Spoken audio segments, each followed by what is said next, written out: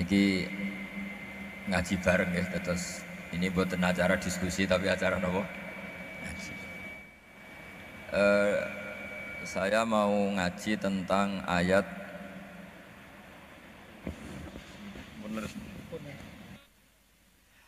Qul bi fadlillahi wa bi rahmatihi fabidzalika falyafrahu.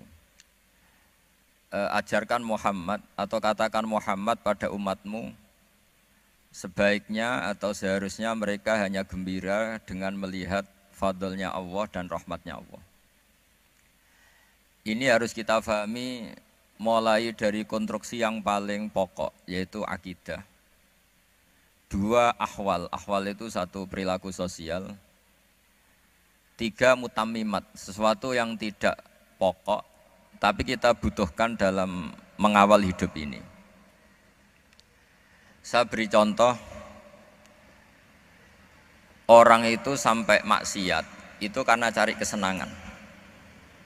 Misalnya baru penat itu, ingin seneng, ada orang yang macam-macam lah, ingin melihat maksiat, apa itu pornografi, apa nyabu, apa macam-macam.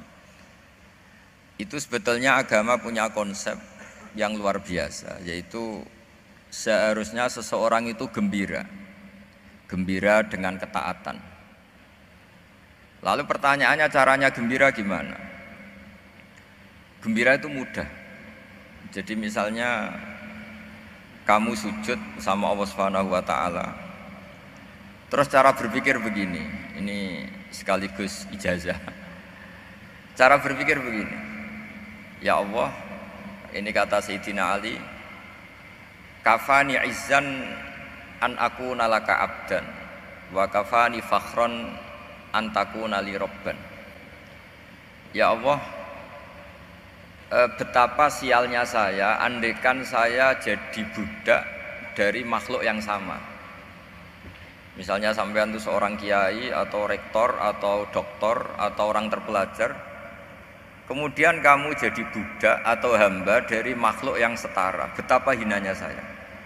Maka kata Sayyidina Ali, ya Allah, saya ini cukup bahagia, cukup bangga karena jadi budak, jadi hamba dari zat yang super atau yang maha super. Gini kok Allah Subhanahu wa ta'ala. Sehingga ada kebahagiaan yang luar biasa karena menjadi hambanya Allah Subhanahu wa ta'ala. Setelah bangga dengan jadi hambanya Allah, maka kita akan malu. Malu misalnya kok saya bahagia itu nunggu melihat pornografi, melihat maksiat. Itu terus menjadi malu. Kenapa saya bisa didikte oleh hal-hal seremeh itu? Ya, kita malu karena didikte oleh hal-hal yang seremeh itu. Karena kita didikte oleh nafsu. Jadi izzatun nafsi, satu harga diri seseorang itu harus dihidupkan untuk hanya tunduk kepada Allah Subhanahu wa ta'ala. Sehingga Nabi itu melatih satu logika tarkul ma'asi. Nabi itu dulu ketika ada seorang pemuda yang ya karena mungkin pemuda ya, dia itu mau masuk Islam, tapi uniknya kata pemuda tadi, saya masuk Islam tapi asal dibolehkan bebas zina. Jadi ini agak sableng gitu. Jadi mau masuk Islam syaratnya dibolehkan apa? Zina atau free sex gitu. Karena orangnya agak hiper. Itu Nabi tidak langsung mengancam dengan neraka ndak. Ketika mau pamit gitu semua sahabat melarang. Mah itu jangan, kamu jangan sowan Nabi, itu permintaan yang enggak masuk akal. Setelah lama ditahan terjadi kegaduhan di masjid, Nabi dengar itu ada apa gitu. Itu ada pemuda yang mau masuk Islam tapi yasta'dzinuhu fi zina, tapi mereka minta izin Nabi untuk tetap boleh zina. Kata Nabi, pemuda itu suruh masuk, suruh menghadap saya. Ketika menghadap Nabi, saya ulang lagi, ketika menghadap Nabi, Nabi mengajarinya itu luar biasa. Nabi tidak langsung mengancam dengan neraka atau dengan azab itu enggak, tapi kata Nabi, atuhibbuhu li ummik. Kamu suka kalau ibu kamu itu jadi demenannya orang banyak. Oh enggak ya Nabi, yang demen ibu saya tak bacok kata. Karena ini ya agak preman, di mana-mana orang nakal agak preman. Terus atuhibbuhu li bintik. Kamu suka kalau putri kamu ya digitukan orang-orang. Oh ya enggak Nabi, yang gitukan putri saya tak bacok. Atuhibbuhu li kholatik, kamu suka kalau bule kamu digitukan. Atuhibbuhu li ammatik, kamu suka kalau saudara bapak kamu digitukan. Nabi itu mengeset ya. Cara sekarang itu otak mungkin. Nabi itu meluruskan otaknya anak muda itu betapa buruknya zina. Cara bahasa Arab ditakbih. Betapa buruknya zina. Kamu suka kalau korbannya ibu kamu, putri kamu, bude kamu, bule kamu. Sehingga orang itu matur ya hasbuka ya Rasulullah, ini sudah cukup. Saya tidak pernah melihat sesuatu seburuk zina. Jadi fa'al qawwa fi qalbihi bughdha zina. Kemudian Allah meletakkan di hatinya, menanamkan benci zina. Sehingga akhirnya pemuda tadi menjadi iffah, menjadi menghindari zina. Artinya begini ya, ini mungkin yang lolos dari para kita sebagai dai, kita tidak belajar banyak tarbiyahnya Rasulullah Shallallahu Alaihi Wasallam. Jadi kalau kita benci maksiat itu jangan hanya ditahdzir, ditakutkan neraka, itu enggak, jangan hanya itu, tapi di logika. Ini Pak, Oh, sama iya. kurang dekat. Oh, iya. Sama kurang dekat. Jadi kalau kita menghindari maksiat itu selain karena takut azab, itu ada logika, ada rangkaian pikiran yang menjadikan kita anti satu perbuatan apa maksiat. Jadi misalnya gini ya, kira-kira ginilah kalau contoh gampang itu. Ada orang gitu ya, nyanyi dengan pakaian yang mungkin pornografi gitu. Mungkin pemuda-pemuda ingin melihat itu, tapi bisa diobati gini. Kok enak dekne mergawe kok tak bayari, aku kehilangan duit. Meskipun dengan logika yang agak serampangan, yang penting menjadi kita ini punya harga diri untuk tidak tergantung hal-hal seperti itu.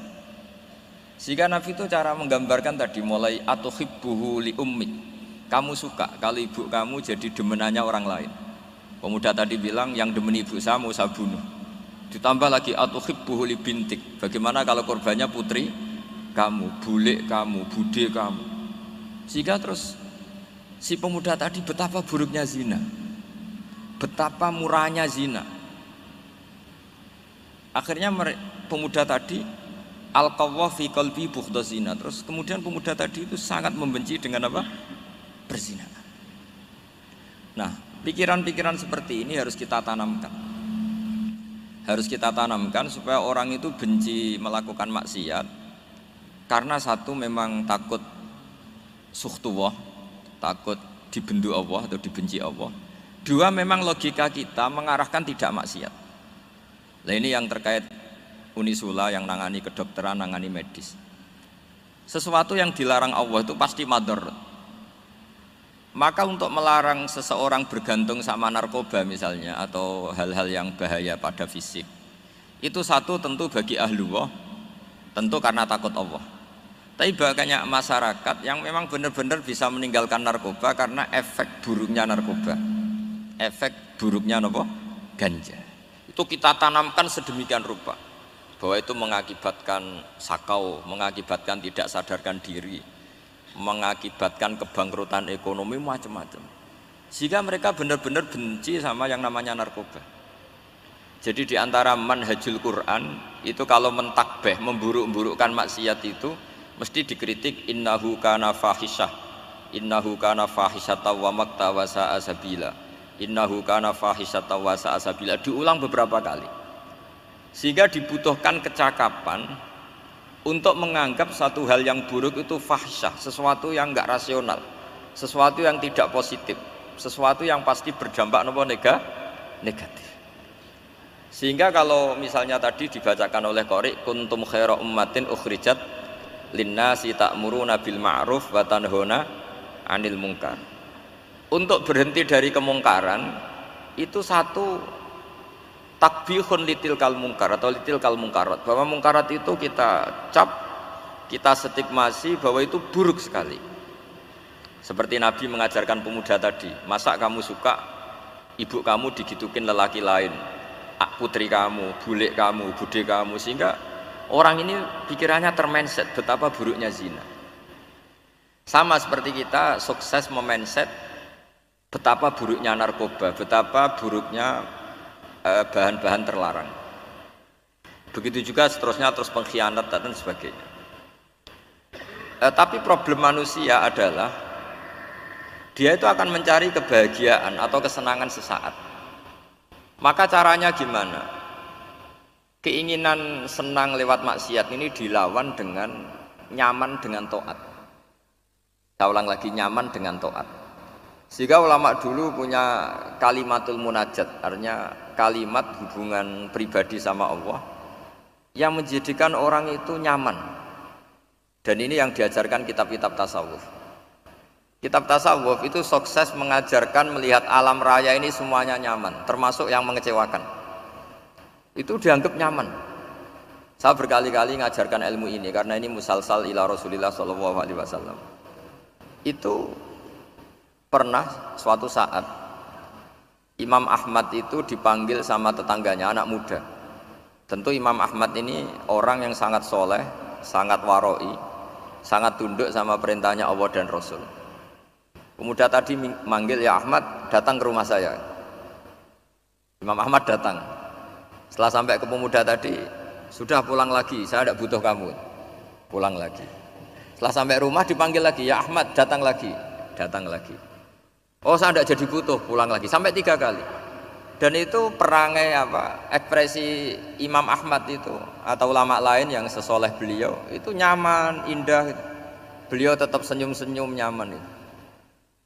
Beliau tidak tersinggung, tidak terprovokasi, pokoknya tidak tersinggung, kelihatan nyaman. Lama-lama pemuda ini terus tanya, ya Ahmad, kamu saya perlakukan seperti ini kok tidak tersinggung? Kamu senyum-senyum saja, happy-happy saja. Jawabnya Imam Ahmad itu unik.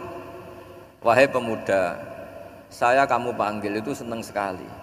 Karena kata Nabi, kalau kamu iman dengan Allah dan Rasul, maka hormatilah tetangga. Jadi saya senang. Karena nuruti perintah Allah untuk menghormati tetangga. Jadi tidak ada urusannya dengan kamu. Kagetnya kayak apa? Jadi dipanggil tetangga ya senang karena melakukan perintahnya Allah dan Rasul, yaitu ikramul jar, fal yukrim jarahu. Disuruh pulang, kamu ingin saya pulang, ya saya pulang. Disuruh datang, ya saya datang. Jadi saya tidak tersinggung, saya tidak ada urusan dengan kamu. Urusan saya dengan Allah Subhanahu wa ta'ala. Itu kalau bapak-bapak istrinya ngomel terus sabar itu ya bagus. Saya tidak punya urusan. Kalau kamu terprovokasi oleh istri, berarti kamu didikte oleh makhluk. Masa seorang rektor didikte makhluk? Kan tidak keren. Apalagi seorang habib didikte makhluk, kan tidak keren. Yang bisa mendikte kita hanya Allah Subhanahu wa ta'ala. Dan Allah mendikte kita, mengajarkan kita wa ashiruhunna bil ma'ruf fa in karihtumuhunna fa asa an takrahu shay'an wa yaj'alallahu fi khairan katsira. Jadi cara melihat istri kita bawel gitu atau cerewet, alhamdulillah ini ada pahala tanpa modal, cukup sabar. Kalau istri kamu sedang mesra malah mintanya ke mall, malah biayanya tinggi. Murah mana dapat pahala dimarahin sama saat mesra minta ke mall? Milih yang pertama kan? Nah ya itu tidak usah modal itu. Ya gitu aja. Jadi kalau istri sedang marah bawel, anggap saja ini rezeki, dapat pahala tanpa apa? Biaya. Nah, kalau pas rukun malah nantang ke mall, biayanya malah tinggi. Jadi ulama dulu itu melihat dunia itu happy. Pernah Imam Syafi'i dikasih tahu, orang yang tadi nyium tangan kamu ya, itu di rumah menghujat Anda. Jadi dia sopan hanya di depan Anda, kalau di luar menghujat Anda. Jawabnya Imam Syafi'i lucu. Ya baguslah. Yang cerita ini kaget, kenapa bagus ya Abu Abdillah? Kalau manggil Imam Syafi'i ya Abu Abdillah. Ya berarti saya masih wibawa, di depan saya tidak berani katanya. Jadi dipandang enteng saja. Jadi kalau kamu di depan kamu istri kamu tidak berani belanja, tidak ada kamu belanja banyak, anggap saja Anda wibawa. Jadi enteng saja. Pernah Imam Syafi'i dikasih tahu, separuh dari kampung Anda itu nggak suka kamu. Ya baguslah. Kenapa? Oh nak rukun malah bakal utang katanya gitu. Kira-kira yang utang itu yang rukun apa yang neng-nengan? Yang rukun. Jadi enteng saja. Masyhur itu makalahnya Imam Syafi'i. Waman asa'a ilaika faqad atlaqaka. Orang yang berbuat buruk sama kamu berarti membebaskan kamu. Kalau saya sedang neng-nengan sama Habib Hasan Toha Putra, beliau naik Alphard nggak nawarin saya sah karena baru neng-nengan. Tapi kalau sedang rukun malah harus Repot mana? Rukun sama ndak rukun? Repot rukun sebetulnya. Jadi Imam Syafi'i itu happy saja. Kalau sedang rukun sama tetangga ya dianggap rukun itu satu kenikmatan. Sedang ndak rukun ya dianggap satu kenikmatan. Jadi orang dulu itu serilek itu melihat dunia. Kalau kita kan enggak, ego. Wah saya ini suami kok dimarahin istri. Wah ini egonya bangkit. Padahal egonya bangkit itu ada kebodohan di situ. Yaitu seorang rektor didikte seorang istri, seorang makhluk. Apalagi kalau Anda daftar wali itu tidak akan jadi wali. Ini wali kok tunduk sama makhluk. Karena didikte apa? Makhluk. Maka Imam Ahmad ketika tetangganya bully gitu ya santai saja, beliau happy. Ketika pemuda tadi eskal janggal, kenapa kamu gak tersinggung ya Ahmad? Memangnya saya harus tersinggung gimana? Kan tak panggil tidak jadi, tak panggil tidak jadi. Hei pemuda, saya ini tidak punya urusan dengan kamu. Saya nuruti kamu karena perintahnya Allah. Saya senang melakukan perintah Allah, harus berbaik sama kamu. Sampai 3 kali. Jadi kebahagiaan ini pula yang harus kita latih dalam melakukan ketaatan. Tapi kalau kita sudah tidak bahagia dengan taat itu bahaya sekali.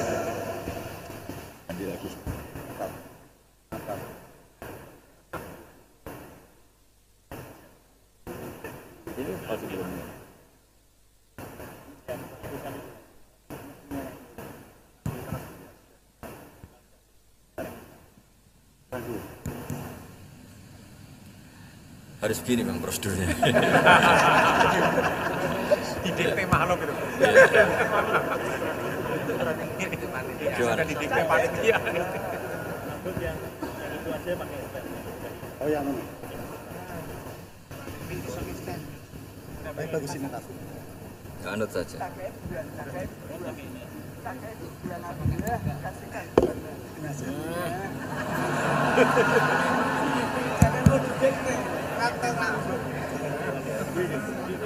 Ya.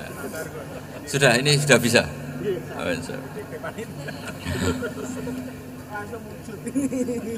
Sudah, ini sudah benar. Untungnya kiainya latihan jadi wali, jadi gak tersinggung. Kalau ndak ini sudah masalah ini. Paling ndak kan baru ngajarkan gitu, masa ada bisa meraktekkan gitu. Jadi pura-pura soleh. Tapi memang obsesi saya terbesar atau cita-cita saya terbesar memang setiap ngaji saya ingin orang mukmin semuanya itu bahagia. Dengan bahagia itu mereka tidak neko-neko ingin mencari kebahagiaan lewat jalur apa maksiat. Sehingga dalam konstitusi ulama yang ditulis di kitab-kitab usul fikih, dan itu kitab yang saya kaji, selalu saya kaji, itu membela-bela sesuatu yang mubah itu sampai luar biasa. Karena melihat mubah itu, misalnya Anda tidur itu berstatus mubah, Anda bermain catur berstatus mubah, Anda rileks sama teman jagongan semalam dengan teman rektor atau dosen atau yayasan, itu melihatnya bukan mubah tapi tarkul maksiyah. Misalnya saya semalaman asik musamarah itu jagongan malam sama Habib Toha Al-Munawwar. Itu Allah ngitungnya bukan, wah ini jagungan ngalor ngidul tidak penting tuh, tidak. Malam itu bahak tidak ke dugem, tidak ke tempat maksiat. Sehingga ada ulama yang mengatakan mubah itu enggak ada. Saya ulang lagi, mubah itu tidak ada. Kan umumnya ulama bagikan wajib, ya kan, haram gitu. Terus diantaranya mubah, sunat, makruh. Ada ulama yang mengatakan mubah itu tidak ada. Kenapa? Logikanya begini, itsma min mubahin illa wa yatahaqqaqu bihi tarku haramimma. Karena tidak ada mubah yang Anda lakukan kecuali saat itu pasti ditinggalkannya sebuah keharaman. Misalnya Anda sedang jagungan sama istri di luar, di rumah, asik di rumah semalaman, mungkin bahas hal-hal yang ringan, mungkin melihat sinetron atau apalah yang ringan. Tapi di situ terjadi Anda meninggalkan ke tempat-tempat maksiat. Sekarang ninggal maksiat itu wajib apa mubah? Wajib. Padahal Anda sedang melakukan mubah. Nah itu dicatat oleh Allah itu tarkul haram, meninggalkan keharaman. Jika masyhur dalam cerita wali-wali itu, Abu Yazid yang seperti itu ibadahnya pernah tanya, Ya Allah, lalu yang makomnya orang seperti saya siapa? Karena beliau semalaman ibadah terus. Sama Allah dijawab, ya yang tidur di pinggir kamu itu. Abu Yazid, loh kok bisa ya Allah? Dia kan tidur terus. Ya kan dia tidur berarti meninggalkan keharaman. Ngomong sing potongan tukang maksiat itu apik turu apik melek kira-kira gitu. Apik turu. Timbang sama nak melek pola wis turu. Jadi gak usah dipaksa tahajud, dipaksa qiyamul lail itu. Iya kalau qiyamul lail. Kalau dapat informasi, kesini ikut saya terus katut kan repot. Jadi perlawanan terhadap maksiat itu sebetulnya gampang dalam Islam karena tadi nggak ada sesuatu yang mubah kecuali saat dilakukan berakibat meninggalkan keharaman. Mudah sekali. Jika banyak orang jadi wali itu karena melakukan mubah. Itu ada orang jadi wali itu karena sering makan. Ya makan biasa itu. Karena ketika makan, ya Allah, betapa doifnya saya. Katanya saya presiden, katanya saya rektor, saya kiai. Ternyata kalau nggak makan tuh lemes. Apa hebatnya makhluk yang bergantung makhluk yang lain, yaitu makanan. Nah karena seperti itu terus dia al-laja ilallah, terus dia sungkeman ning Allah. Betapa lemahnya saya. Sebab itu ketika Quran mengkritik dan dengan tanda kutip kemungkinan Tuhannya Isa bin Maryam, itu ngeritiknya sederhana Quran itu. Mal masih ibnu Maryam illa rasul qad khalas min qablihir rusul wa ummuhu siddiqah kana yaqulanit ta'am. Isa itu tidak Tuhan, wong dia makan. Kamu kebayang nggak misalnya punya Tuhan, wah tadi Tuhan mampir ke rumah saya, dia lemes, setelah tak kasih makan sehat lagi gitu. Itu kan nggak kebayang gitu. Tapi Tuhan marung di rumah saya, lemes tak gratisin, kayaknya tidak punya uang gitu. Setelah makan wah gairah lagi. Kebayang nggak punya Tuhan seperti itu. Sehingga Quran kalau gojlok sederhana, karena yakulanit to'am. Sehingga wali-wali itu kalau makan itu sadar lemahnya dirinya, betapa dirinya tergantung makanan. Sesuatu yang tergantung itu artinya tidak hebat, tidak Tuhan. Jadi untuk menjadi wali, untuk menjadi dapat ridhonya Allah itu sebenarnya sederhana. Termasuk ada cara jadi wali yang agak kacau, tapi ini ya benar, asal niatnya benar. Misalnya Unisula besar, ya kurang besar lagi. Kita sudah punya uang, kurang banyak uang lagi. Itu Nabi Ayub, itu kan seorang nabi. Pernah diuji Allah, ini ada di Sahih Bukhari. Nanti kamu tanya, hadisnya sahih enggak? Ini ada di Sahih Bukhari. Kadang orang kota itu aneh, enggak ahli hadis tapi tanya, sahih enggak? Gitu. Padahal andikan dibodoni sahih, ya ngandel saja. Gitu. Jadi kadang ya aneh. Oh enggak tahu kok tanya gitu. Itu Nabi Ayub itu sudah kaya, pas itu sudah kaya, bukan cerita yang masih miskin, memang sudah kaya. Beliau di kamar dihinggapin satu belalang dari emas. Setelah belalang itu dikejar, ternyata yang jenis itu banyak, semuanya dari emas. Ngambil sana sini, ini yang kesak ini dipenuhin, saku ini dipenuhin, sampai banyak. Terus sama Allah digojlok, kamu itu nabi saya, kenapa kamu mengumpulkan harta sebanyak itu? Kamu itu nabi saya kok rakus? Jawabannya Nabi Ayub unik. Ya Allah, siapa yang bisa kenyang dari rahmatmu? Ya, jadi kalau kamu punya uang 1 miliar, kok ingin 1 miliar 100, ingin 1 miliar 200, itu cara ngitung bukan uang. Ya Allah, siapa yang bisa kenyang dari rahmatmu? Karena rahmat Allah tidak terbatas. Sudah Gusti, tenang saja. Meskipun saya gini, rahmat Anda tidak akan habis. Sehingga waroi ada ilmunya, tomak juga ada ilmunya, termasuk ragus itu juga ada ilmunya. Misalnya begini, ini contoh ragus yang ada ilmunya begini. Ini saya beri contoh. Mungkin yang boleh niru orang-orang soleh, kalau nggak soleh jangan. Imam Syafi'i ini cerita nyata. Imam Syafi'i itu dulu ketika ngaji masih muda itu nggak suka sama guru yang kaya. Kebetulan dia punya guru miskin terus. Namanya Sufyan As-Tsauri, itu miskinnya Masya Allah. Sufyan bin Uyainah juga miskin. Jadi dia miskin, punya guru miskin terus. Sehingga idolanya ya sama guru-guru yang miskin. Suatu saat guru-guru ini menyarankan dia ngaji Imam Malik. Imam Malik itu kaya raya. Itu babutnya Imam Malik kalau diinjek itu mata kakinya tidak kelihatan saking halusnya. Kalah Indonesia kalah. Itu Imam Malik tuh gaya. Kalau ngaji di kursi tinggi terus pakai bukhur itu, pakai dupa Arab yang mahal. Pokoknya mewah kali Imam Malik. Terus dia mulai ini kiai kok kaya. Kemudian setelah beliau alim tanya, saya harus ngaji siapa setelah ilmu jenengan habis kira-kira gitu. Kata Imam Malik, sudah kamu tidak usah perlu ngaji saya, kamu sudah alim alama. Terus Imam Malik datang ke Baki. Zaman itu Baki itu semacam kayak rentalan ya, semacam Grab lah kalau dulu itu. Mana kafilah yang mau ke Irak gitu. Ya sudah terus, oh kita mau ke Irak, ini antar ke Muhammad bin Hasan As-Syaibani. Itu dibiayai sama Imam Malik. Grabnya ya dibayarin, itu kafilahnya itu ya dibayarin. Imam Syafi'i disangoni surrotan min dhahabin. Jadi satu kepes uang dikasihkan. Itu pernah tak hitung semurah-murahnya itu sekitar 60 juta. Imam Syafi'i mulai mikir, kiai yang saya kritik lomo, sing kiai miskin tak puji, gak pernah ngamal kan, tentu orang miskin kan. Setelah datang ke Muhammad bin Hasan As-Syaibani, beliau itu pakar usul fikih, muridnya Abu Hanifah. Beliau al-usuli, pakar usul fikih. Itu Muhammad bin Hasan As-Syaibani itu kalau ngitung emas, itu di ruang tamu. Uangnya miliaran, emasnya banyak. Dari kota ini dipindah ke kota ini, emas kalau ngitung di ruang tamu. Bukan di kamar, di ruang tamu. Imam Syafi'i tambah kaget. Imam Malik kayak gitu sudah saya soal, malah ini kaya raya. Setelah Imam Syafi'i kelihatan kaget, digojlek sama Muhammad bin Hasan As-Syaibani karena beliau senior. Atajabu min hadza, kamu aneh melihat ini? Iya. Kenapa? Ulama kok kaya raya.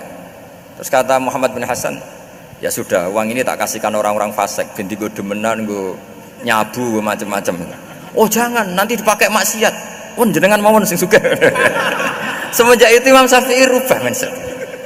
Jadi kalau kampus ini ingin akreditasi A, ingin mulia, ingin apa, kamu ridho kalau yang punya prestasi seperti itu adalah orang-orang fasik? Ridho enggak? Enggak kan? Maka didoakan ini. Nah itu namanya berpikir secara usuli. Kamu jangan hanya nuruti karena berpikir waroi terus kamu benci kekayaan, benci pangkat, benci apa, enggak bisa seperti itu. Karena pangkat dan kekayaan ketika dikelola secara kesolehan maka akan menjadi energi positif yang luar biasa. Semenjak itu Muhammad bin Hasan As-Syaibani berhasil mendidik Imam Syafi'i. Sampai akhirnya keterusan Imam Syafi'i berpendapat kalau orang Islam bisa bikin rumah tingkat kok punya rumah reot itu haram kata. Akhirnya keterusan. Kalau bisa jadi bupati kok jadi ketua RT juga haram. Karena al-Islam ya'lu wala yu'la alaih. Islam itu luhur bukan bisa diluhurin. Sehingga rata-rata orang Syafi'iyah termasuk kiai-kiai Indonesia itu rata-rata ya agak-agak politikus. Ya agak-agak kedonyan, mungkin sebagian kedonyan tenan gitu. Karena nggak ridho gitu loh kalau kesempatan itu dikuasai orang fasik kemudian menjadi kekuatan maksiat. Coba kalau bupati itu orang yang fasik, kemudian programnya supaya rakyat seneng semalaman dangdutan yang purno misalnya, supaya rakyat seneng dibolehkan dugem, dibolehkan judi. Tapi kalau yang jabat orang soleh kan ada beberapa perda yang menolak penyakit apa? Masyarakat. Jadi kamu jangan melihat bahwa kepangkatan ini hanya sebagai alat korupsi, alat otoriter, enggak. Asal kena orang soleh, maka ini menjadi energi kesolehan atau energi positif. Sebab itu ketika Allah muji para nabi yang soleh, diantaranya disifati apa? Faqad ataina ala Ibrahim al-kitab wal hikmata, terusannya ayat wa atainahum mulkan azim. Dan Nabi Ibrahim dan keluarganya tak kasih kerajaan yang besar. Nah sekarang masih banyak orang yang cara pandang ngapain bikin Unisula yang megah, ngapain berambisi punya akreditasi A dan sebagainya. Menyoal seperti itu salah secara usul fikih. Karena secara usul fikih kesempatan yang baik tentu harus diperjuangkan oleh orang-orang yang soleh. Karena ini supaya jadi otoritas yang positif. Itu dulu ada latihannya. Jadi orang dulu itu gampang sekali ketika milih miskin ditanya, kenapa miskin? Saya ingin hisab saya ringan. Tapi ketika mereka kaya yang soleh, supaya harta ini tidak dipakai orang yang nanti dipakai maksiat. Kita misalnya orang soleh kok mau pangkat, karena kita ada ridho kepangkatan itu dipegang orang maksiat, kemudian menjadi energi maksiat. Begitu juga seterusnya. Maka ulama dulu itu rileks. Sampai Senawawi Al-Bantani itu nanti bisa dicek di tafsir Qul hal yastawil ladzina ya'lamuna wal ladzina la ya'lamun. Beliau muji-muji ulama. Kemudian ada seorang yang agak hasud mungkin. Tanya begini. Hebatnya ulama itu begini-begini. Terus ditanya, "Tapi kenapa kita sering melihat ulama ngantri proposal di rumahnya bupati katanya? Sementara bupati nggak pernah datang ke ulama ngaji ihya." Jawabannya Imam Senawawi itu unik. Ya karena ulama itu tahu gunanya uang, sehingga nyari uang untuk pondok, untuk masjid. Sementara bupatinya tidak tahu gunanya ilmu, maka tidak pernah ngaji. Jadi ya ringan saja oleh. Jadi ya sudah seperti itu. Jadi kalau ada ulama kedonyan, anggap saja karena tahu gunanya uang. Jadi kenapa ulama ngantri di kabupaten, bukan bupati ngantri di ulama? Jawabannya karena ulama tahu gunanya uang, sementara bupatinya nggak tahu gunanya ilmu. Ya kira-kira gitulah. Ada ustadz tidak ganteng, kesensem rondo cantik, karena tahu gunanya ustadz itu. Artinya tahu gunanya kalau saya nikah nanti punya anak jadi gus, karena kan dia kiai gitu. Tapi rondone raro gunanya dia karena miskin gitu. Jadi ulama dulu itu rileks, menafsirkan apa saja itu rileks, termasuk saat terpojok itu rileks. Karena semuanya dianalisis pakai ilmu. Sehingga ciri utama wali itu apa? Ala inna awliya Allahi la khaufun alaihim walahum yahzanun. Enggak ada rasa takut, enggak ada rasa gampang. Karena melihat sesuatu itu gampang saja. Saya ulang lagi, melihat sesuatu itu gampang saja, ringan. Saya beri contoh ya betapa pentingnya mindset ya, cara berpikir. Orang itu menjadi kikir itu karena nganggap hidup itu lama dan uang itu penting. Kalau zaman Nabi itu sederhana kalau melihat hidup. Pernah suatu saat Nabi itu punya jatah makan. Karena Nabi itu hidupnya juga pas-pasan. Jadi Nabi itu unik. Beliau di satu sisi kaya raya, bisa ngurmat Abu Hurairah, Ammar, Suhaib. Ashabu Sufa itu dirawat Nabi semua. Itu kan kaya, bisa ngerawat sekian orang. Tapi di sisi yang lain untuk pribadinya beliau miskin. Kadang nggak bisa makan hari itu. Tapi di saat yang sama bisa merawat Ahlus Sufa. Jadi keliru kalau orang hanya cerita Nabi itu miskin, untuk makan dirinya aja susah. Itu keliru. Kelirunya kalau tidak diteruskan, tapi Nabi mampu menghidupi Ahli Sufa. Singkat cerita, jatah makannya Nabi itu dikasihkan orang. Ketika Nabi ditanya, "Ya Aisyah, makanan jatah saya di mana?" "Oh ya Rasulullah, tadi ada orang minta tak kasihkan, maka makanan itu habis." Apa kata Nabi? "Kamu salah Aisyah. Yang kamu kasihkan itu justru yang masih." Ya, yang kamu kasihkan itu justru yang masih. Sehingga Nabi menganggap, makanya Nabi terus ngendikan, ya kalau mukhatabnya lelaki ya kira-kira begini. Wa hal laka min malika illa ma akalta fa'afnaita wa labista fa'ablaita. Terusannya wa tasaddaqta fa'abqaita, kata Nabi. Harta kamu ya kamu makan kemudian ke WC jadi kotoran, atau punya pakaian mewah nanti rusak. Wa tasaddaqta fa'abqaita. Ada yang kamu sedekahkan, yaitu yang abadi sampai akhir. Sehingga banyak pengusaha yang mencintai saya setelah tak ajari hadis itu. Misalnya punya uang 1 miliar karena dia spekulan atau pedagang rawan bangkrut, disedekahkan ke masjid 50 juta, yaitu yang abadi. Jadi kalau suatu saat bangkrut, dia masih punya uang 50 juta di akhirat. Jadi Nabi itu mengajari sedekah itu apa? Ya sedekah itu pengabadian uang. Kalau kita kan enggak, bilang sedekah itu nguras uang. Itu pikirannya setan, tidak pikirannya orang Islam. Itu cara berpikir setan, bukan cara berpikir umat apa? Sehingga Sayyid Ali Zainal Abidin itu kalau ada orang minta, kemudian beliau ngasih, itu beliau bilang gini, marhaban biman hamala zadi ilal akhirah. Matur nuwun nggih jenengan sing beto sangu kula nate. Jadi dianggap teller saja. Orang yang minta uang beliau itu dianggap tukang nyatet bank ini. Karena sudah ditabungkan, ya sudah. Kalau kita kan enggak, wah pengemis tuh ganggu gini-gini. Kecuali pengemis profesi ya mungkin kita agak-agak enak. Mari zaman akhir itu ada pengemis apa? Profesi. Jadi repot zaman akhir. Terus tak beri contoh lagi kebahagiaan ketika kita milih Islam moderat. Islam kita diajarkan guru-guru kita, utamanya oleh guru kita Mbah Maimun. Saya juga sering ketemu beberapa ulama dunia termasuk Habib Umar. Saya juga ikut sowan ke sini pas beliau sama Habib ini Hasan Toha Putra di sini sama Orang-orang moderat itu cara berpikir juga luar biasa indah. Beliau pernah cerita ya, beberapa ulama lah, banyak yang cerita itu. Saya pernah diceritani seorang alim, ketika ada orang ekstremis itu mau ngebom di tempat maksiat. Kebetulan yang maksiat itu kebanyakan ya orang Islam, karena di negara yang mayoritas Islam. Ditanya sama Syekh Sa'rawi itu. Syekh Sa'rawi itu mufassir top di mana? Mesir. Ini mau tak habisin karena mereka orang Islam kok maksiat terus. Terus ditanya sama Imam Sa'rawi, laumatu ala khini ma'asihim aina masiruhum. Kalau mereka mati dalam keadaan maksiat, mereka kemana? Ya ilanar, mereka pasti masuk neraka. Terus ditanya sama Imam Sa'rawi, wahal masiruhum ilanar muradun nabi amlah. Punya umat maksiat kemudian mati masuk neraka, itu yang diinginkan Nabi apa enggak? Ya tidak aja. Ya sudah, tidak usah dibom, ditunggu tobatnya kata. Karena kalau mati dalam keadaan itu ke neraka, dan itu tidak yang diinginkan Rasulullah Shallallahu Alaihi Wasallam. Terus ekstremis ini menjadi tobat, tidak berpikir ekstremis pas.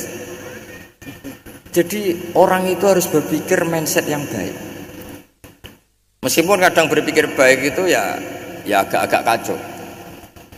Ada seorang wali majdub itu kalau berdoa agak kacau, tapi nggak bisa dibantah. Masyhur itu doa itu. Ini sekaligus ijazah, tapi kalau sebelum wali nggak boleh. Itu datang ke makamnya Rasulullah SAW. Terus doanya itu begini, ya Allah sekarang terserah engkau. Ya Allah sekarang terserah engkau. Jika saya kamu jadikan orang soleh, jika saya engkau jadikan orang soleh, maka surra habibuk, maka kekasihmu ini senang. Yang susah musuhmu yaitu setan. Tapi kalau engkau menjadikan saya orang fasik, maka yang susah kekasihmu, yang seneng musuhmu. Jangan punya dua pilihan itu. Wah itu kan doa tapi kayak teror itu. Ya jadi berdoa di Raudhah. Wah itu pasti mandi itu karena agak-agak maksa Tuhan itu. Ya Allah, engkau punya dua pilihan. Jika saya jadi orang soleh, maka kekasihmu ini seneng. Musuhmu yang susah yaitu setan. Tapi jika saya jadi orang fasik, maka musuhmu yang seneng, kekasihmu yang susah. Mohon terserah jenengan, mau menyenangkan kekasihmu apa menyenangkan musuhmu gitu. Kira-kira gimana? Kalau tertarik boleh doa itu dipraktekkan. Tapi kayaknya kalau copy paste itu gak keren apa? Jadi dulu orang itu muamalah sama Allah dan Rasul itu rileks. Rileks itu nyaman karena ya tadi kul bi fadlillah wa bi rahmati fa bidzalika falyafrahu. Sehingga Imam Izzuddin bin Abdissalam itu ngendikan innalladzina yarmunal muhsanatil ghafilat. Di antara kebaikannya ibu-ibu atau mbak-mbak ini harus berstatus ghafilat. Perempuan-perempuan pelupa. Ghafilat itu pelupa. Pelupa dari kenikmatan maksiat sehingga mereka dengan taat. Misalnya ada ibu-ibu atau mbak-mbak atau juga bapak-bapak tahajud, kemudian nyaman dengan tahajud itu. Kira-kira terbersit enggak ingin maksiat? Enggak kan, karena sudah nyaman dengan tahajud, dengan taat. Maka dibutuhkan kenyamanan dalam beribadah. Sebab itu ala bidzikrillahi tatmainnul qulub. Makanya saya termasuk kiai yang setiap ngaji itu happy, seneng. Karena ini untuk kampanye, seneng dengan ngaji, dengan taat itu sudah luar biasa. Kayak apa kalau mereka senengnya kalau nunggu melakukan maksiat. Jadi termasuk bentuk perlawanan kita terhadap maksiat adalah usahakan kamu tuh bahagia, seneng dengan taat. Istiqnas billah, mu'anasah billah, farah billah, itmi'nan tumakninah billah. Sehingga ini mencukupkan kita tidak berkebutuhan maksiat. Meskipun kita ya manusia, pasti suatu saat atau sudah pernah maksiat. Serasa diceritakan lah, itu mesti gitu. Lah orang-orang dulu itu orang yang sukses mengelola bahagia ma Allah wa billah walillah. Sehingga wali-wali dulu itu jadi wali itu tidak mesti karena ibadahnya banyak, itu enggak. Mereka orang yang ibadahnya itu biasa sekali. Ulama-ulama dulu ibadahnya biasa sekali. Tapi qulubuhum ma Allah, hatinya itu ma Allah. Itu ada seorang wali itu jadi wali, Umar bin Abdul Aziz yang dikenal khamisul khulafa. Khamisul khulafa. Di luar khulafa Rasyidin 4 Di antara yang soleh adalah siapa? Umar bin Abdul Aziz. Itu ketika mau meninggal, itu senangnya bukan main. Itu semuanya nangis, beliau senang. Terus tanya, kenapa kamu senang? Memangnya saya kalau mati itu kemana aja? Ila khairi madhubin ilah, ke zat terbaik. Timbang urip mbek kowe bolet atau mbek arhamur rahimin kan. Yaitu Allah Subhanahu wa taala. Jalaluddin Ar-Rumi ketika mau meninggal itu muridnya nangis semua, beliau marah. Kamu harusnya pesta karena saya mau ketemu kekasih saya, malah kamu tangisi. Goblok sekali kamu katanya. Jadi orang-orang dulu itu luar biasa. Karena tadi mereka tidak ingin ketemu Allah itu dianggap problem, harus sesuatu yang membahagiakan. Makanya wali-wali itu kalau berdoa begini, wa khairu ayyami yauman alqa kafih, dan jadikan hari terbaikku adalah hari ketika saya ketemu engkau ya. Pernah dengar doa itu? Wa khairu ayyami yauman alqa kafih, dan hari terbaikku adalah hari saat ketemu engkau. Aman kan enggak? Apa matiku wedi. Saya tidak tahu wedi dosa apa wedi Israel apa wedi malaikat siapa? Malik. Mungkar nakir. Sebenarnya tidak perlu seperti itu. Karena cara pandang Nabi itu ini bisa dipraktekkan. Kalau kamu orang baik, mati artinya apa? Ya baik. Karena husnul khotimah. Kalau kamu orang yang buruk, itu kata Nabi, anggap saja mati itu akhir dari keburukan kamu. Nak kowe urip terus malah maksiat terus. Maka Nabi itu kalau ngajari kita berdoa gini, Allahumma ij'alil hayata ziyadatan li fi kulli khairin wal mauta rohatan li min kulli syarrin. Ya Allah, kalau saya hidup ya anggap saja ziyadah fi kulli khairin, berpotensi nambahi kebaikan. Kalau saya mati anggap saja ini akhir dari segala keburukan. Maka saya berkali-kali guyon. Makanya tradisi ulama-ulama NU, ulama-ulama pesantren, ya ada hanya NU, pokoknya ulama-ulama alim. Itu kalau ada orang mati, orang nakal gitu mati, ini saya gitu, itu hadirin mesti gak terima. Wapi enang di wong wakal. Tapi dipaksa sama kiainya, saya gitu. Lama-lama dipaksa. Saya gitu. Padahal ning atine kiai wis ra iso maksiat meneh, wis saya gitu. Karena dengan mati berarti saya sudah tidak bisa maksiat lagi. Jadi Nabi melihat hidup dan mati itu segampang itu. Kalau al hayata ziyadatan li fi kulli khairin wal mauta rohatan li min kulli syarr. Coba kita ke depan itu kan ada potensi zina, potensi korupsi, potensi maksiat. Yang bisa menghentikan potensi itu apa coba? Mati ya, udah pinter ya. Sudah maju berarti. Berani mati. Berani. Tapi jangan di sini ngel-ngelo panitia. Artinya yang selama ini kita risau dengan kematian, dengan apa? Nabi ngajari kita tadi, Allahumma ij'alil hayata ziyadatan li fi kulli khairin wal mauta rohatan li min kulli syarr. Ya Allah, jadikan hidup ini sebagai bekal menambah kebaikan, dan suatu saat kalau saya mati, semoga itu akhir dari segala keburukan. Jadi artinya Nabi itu ngajari kita itu positif terus. Sama seperti ulamanya tadi. Nak lagi rukun mbek tonggo ya sanggep ae kanca keapian. Nak nenengan ben ra utang ngoten. Dadi pokoke penak terus itu lho. Nak bojo lagi ngamuk alhamdulillah gak ngajak blonjo. Nak pas rukun ya alhamdulillah kok lagi rukun. Jadi gampang semua. Makanya ada seorang alim itu ngendikan begini, ada yang tanya, saya tuh dulu ketika kaya teman saya sering main ke saya, setelah saya miskin gak ada teman-teman yang ke saya. Dikira si Habib ini kebetulan orangnya Habib itu mendukung keluhan dia, ternyata enggak. Si orang alim itu bilang gini, malah bagus toh gitu. Kowe wis melarat buruhe wong, ya sudah kamu miskin buruhnya orang lain, misalnya tukang manol di pasar atau tukang becak. Kemudian teman-teman kamu datang, malah kamu malu toh jadi tontonan. Bagus kalau mereka lupa pas kamu miskin tidak ada yang lihat katanya. Jadi apa ya, dianggap enteng saja gitu. Akhirnya orang ini nggak jadi ngeluh.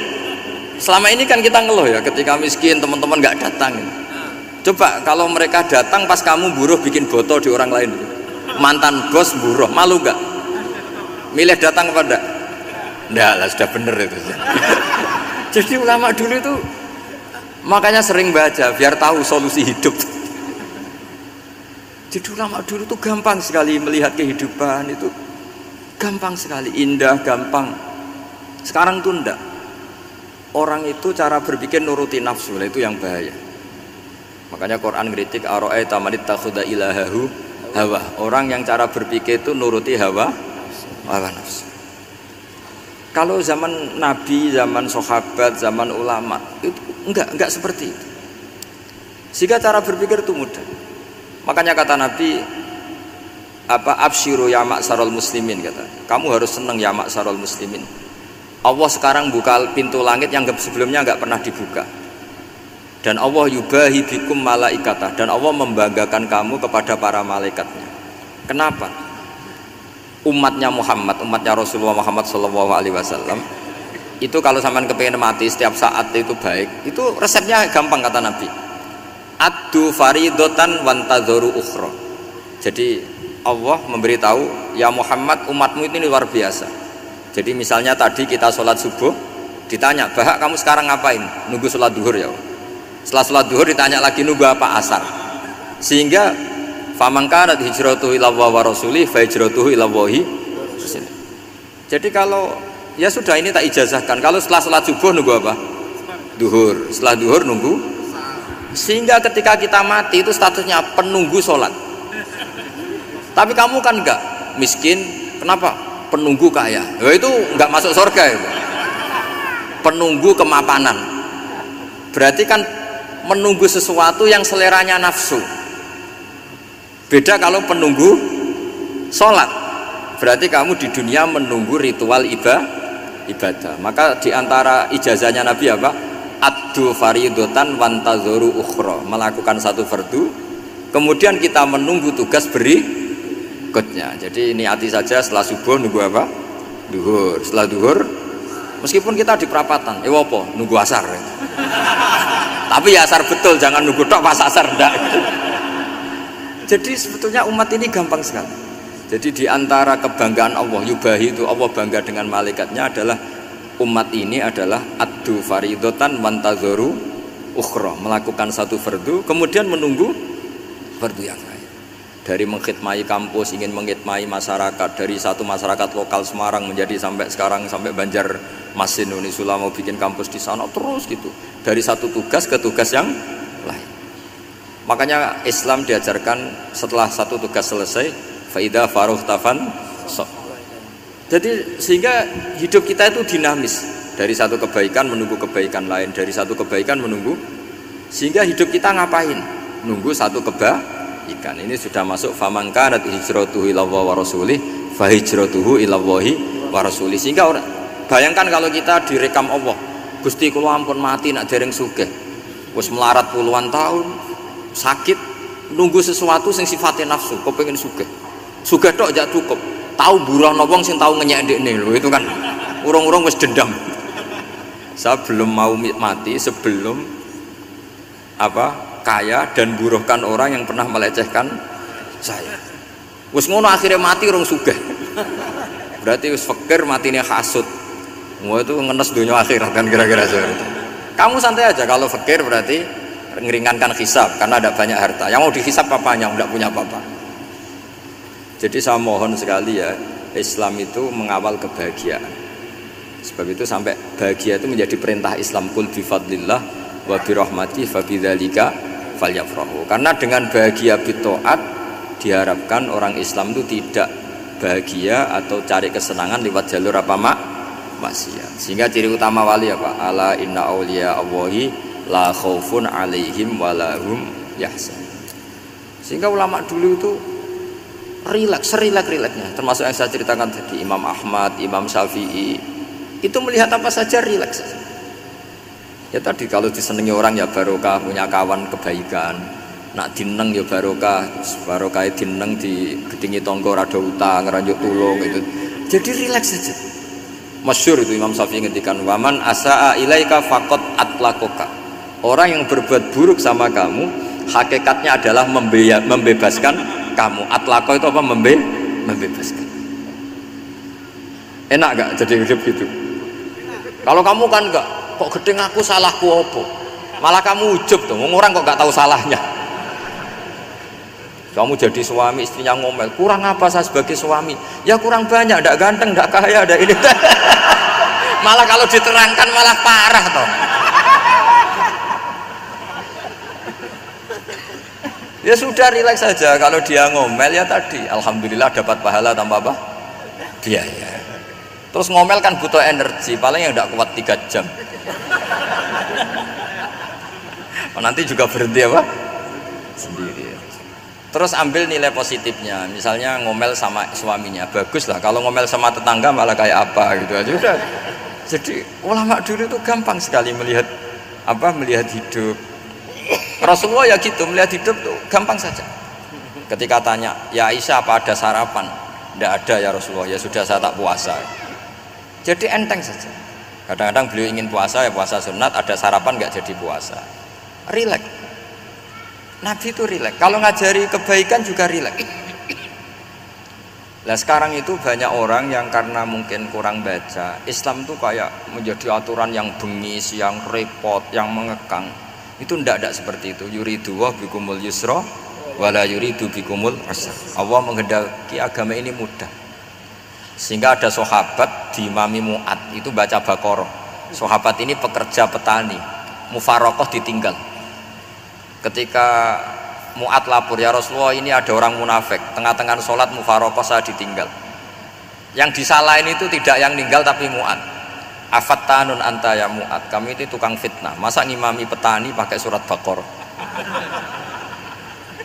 Jadi yang disalahkan ini imamnya. Kalau kamu jadi imam, sholatnya ya yang cepat. Makanya terus banyak orang kecepatan karena tadi. Jadi Nabi itu enteng sekali. Jadi apa ya, Nabi itu beda dengan yang kita bayangkan, beda. Nabi pernah ngaji di masjid, kemudian ada tetangga lewat pakai cangkul ke kebun. Semua sahabat gerutu, ini orang tidak benar, ada Nabi ngaji ditinggal saja ke kebun, tidak ikut ngaji. Jawabannya Nabi, tidak, itu bagus, itu ikut sunnah saya. Kenapa ya Rasulullah? Dia kerja artinya nyari halal, dan untuk menghidupi keluarganya itu juga ajaran saya. Sehingga yang ngaji ya ajarannya Nabi, yang nggak ngaji karena kerja mencukupi keluarga juga ajarannya Nabi. Segampang itu. Oh, kalau kayaknya kamu kan, wes gak roh akhlak kan gitu. Nabi rileks saja Nabi. Sampai bisa lihat itu di Ihya, di bab Fadhailul Kasbi. Makanya ini apa penting sekali supaya orang itu apa ya berpikir Islam atau mendakwahkan Islam itu berdasar sanad ya yang muttasil yang pernah dilakukan Rasulullah Shallallahu Alaihi Wasallam. Semoga barokah. Assalamualaikum warahmatullahi wabarakatuh.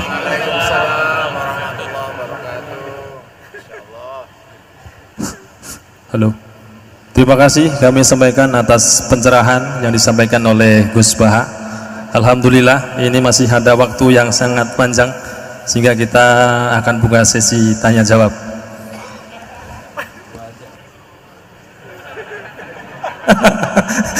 Hanya 2 penanya.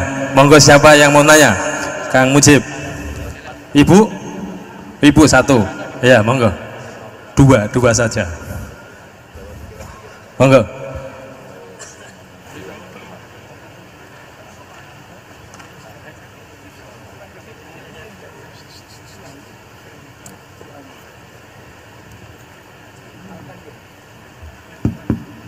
Assalamualaikum warahmatullahi wabarakatuh. Allahumma arinal haqqa haqqa warzuqna tiba'ah wa arinal batila batila warzuqna tinabah. Gus, di era sekarang ini terlalu banyak kiai. Jadi saking banyaknya kita yang awam ini bingung mana kiai yang benar, yang betul-betul benar menurut Allah. Mana yang seperti nampaknya benar tapi ternyata itu tidak seperti yang diinginkan Allah. Jadi cara pandang panjenengan ini bagi saya sudah luar biasa mencerahkan sekali. Jadi karena itu kami mohon, ini kebetulan ada ketua yayasan juga, ada Pak Rektor, ada baiknya kampus ini mulai mendekatkan tradisi keilmuan santri dan akademik, ngaji yang fundamental begini. Saya usul itu Bu, bagaimana 1 bulan sekali lah Gus Baha kerso ke Semarang. Itu yang pertama. Yang kedua, saya juga termasuk orang yang gelisah dengan realitas sekarang. Saya juga mau ngajukan permohonan kepada Gus Baha. Permohonan yang paling ini, mbok jenengan nulis satu buku, saya Muslim saya happy gitu loh. Ini kayaknya pas banget ini. Jadi ben ora ketok kok serius banget beragama saiki ki abot banget gitu.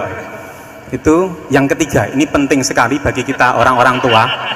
Zaman saiki golek anak iso ngalim kok Gus Baha angel. Jadi saya ingin tolong Gus Baha ceritakan sejujur-jujurnya bagaimana orang tua jenengan didik sejak kecil sampai iso koyo sampean sakniki. Cekap saya kira. Assalamualaikum warahmatullahi wabarakatuh.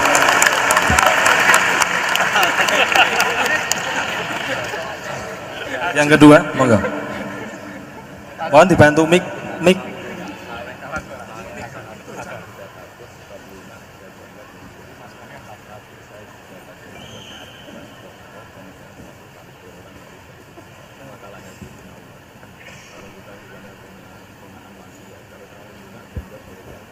Assalamualaikum warahmatullahi wabarakatuh.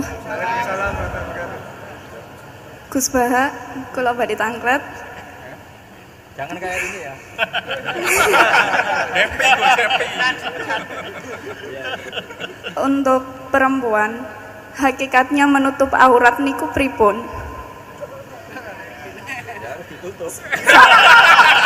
Soalnya kula gadah teman niku rata-rata santri tapi kok mboten menutup aurat secara sempurna. Nah, kula pengen ngertos ilmune niku sing jelas pripun. Sampun.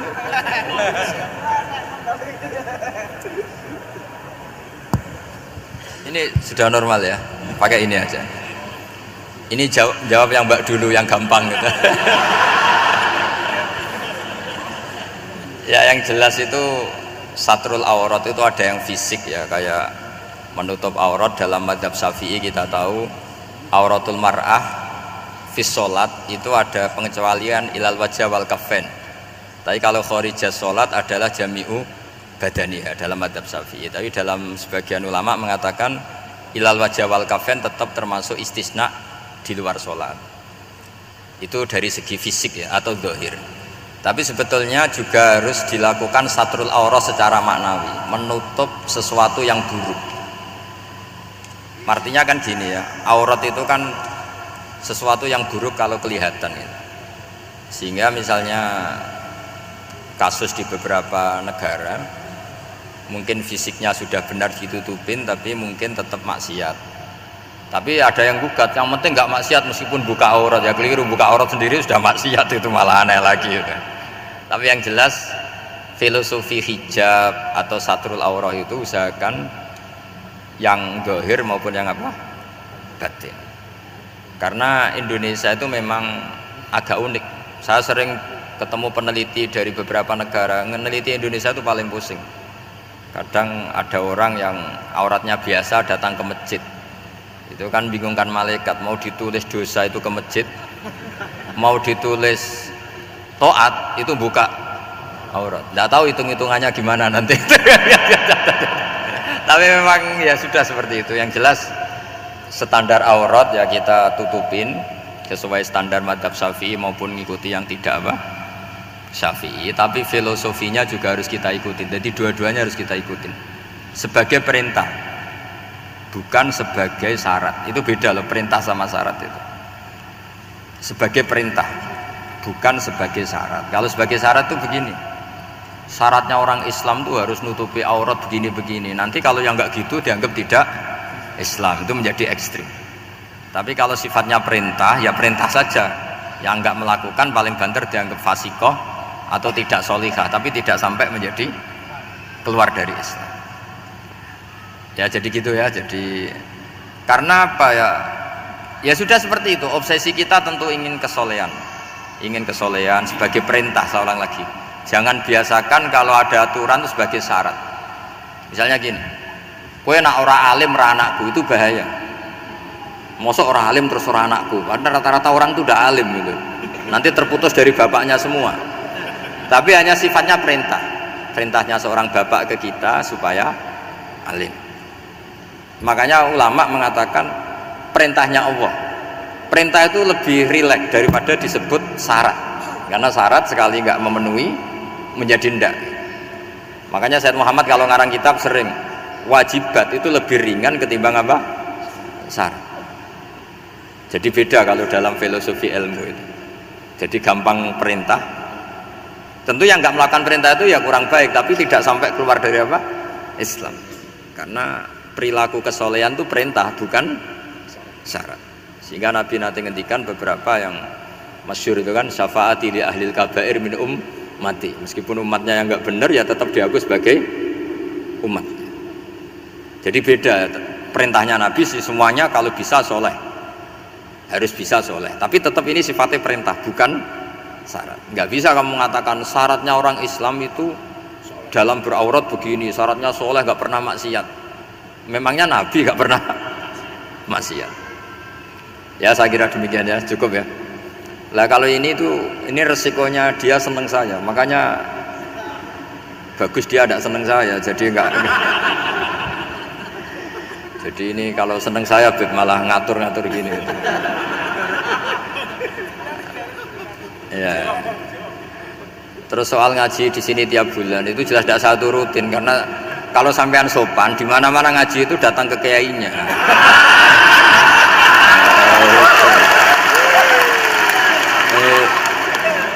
Itu kalau Imam Malik ada pertanyaan kayak Anda dimarin, al ilmu yu'ta la ya'ti.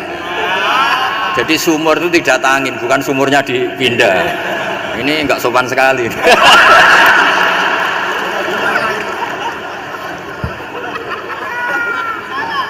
Terus menyangkut orang tua, kenapa saya alim, itu juga enggak boleh dijawab. Rata-rata orang itu udah alim, masa orang tua seluruh Indonesia salah? Itu ada hikmahnya sendiri.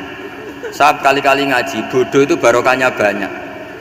Coba barokahnya orang bodoh, akhirnya nempat di pedalaman Kalimantan, Sulawesi, akhirnya bikin masjid di situ bikin.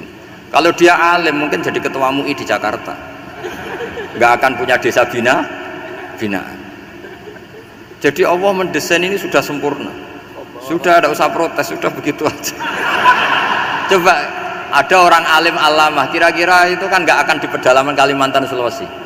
Barokahnya santri rodok bodoh itu akhirnya kerja di dalam hutan, kerja di kampung-kampung, akhirnya agama ada di mana? Kalau pinter semua di Unisula semua jadi rektor nanti. Jadi Allah mendesain ini sudah baik, tidak usah dipaksakan sesuai versi kamu, nggak usah. Jadi ya sudah, memang seperti itu. Jadi dulu zaman sahabat itu, saya cerita sedikit. Nabi itu kalau muji Madinah itu sundel langit, kalau muji Mekah ya sundel langit. Tapi Sayyidina Ali keluar ke Kufah. Sayyidina Ali itu akhirnya pindah ke Kufah, ke Najaf.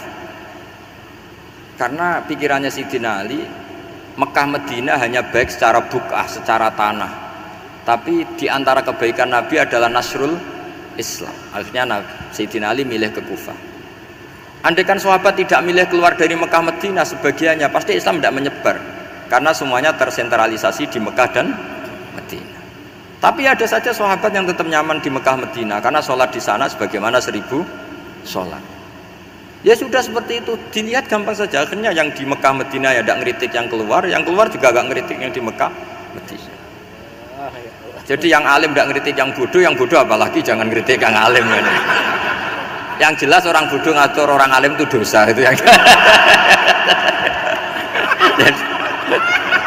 Ya, saya kira demikian. Assalamualaikum warahmatullahi wabarakatuh.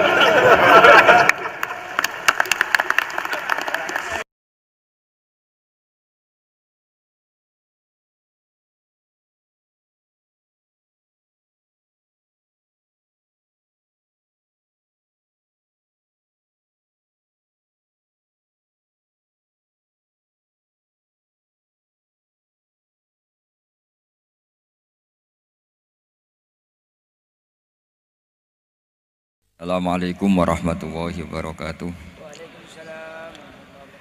Bismillahirrahmanirrahim. Tabarakalladzi nazzala al-furqana ala 'abdihi liyakuna lil 'alamin nadhira. Allahumma shalli wa sallim ala sayyidina Muhammadin wa ala alihi wa sahbihi ajmain. Amma ba'du. Yang sangat saya hormati Habib Hasan Toha Putra Al-Munawwar, Bapak Rektor, Bapak Direktur RSI,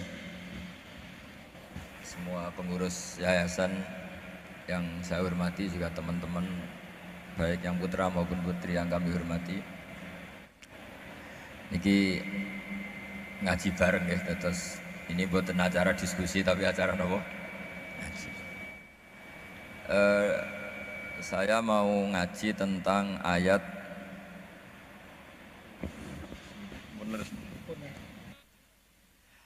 Qul bi fadlillahi wa bi rahmatihi fabidzalika falyafrahu.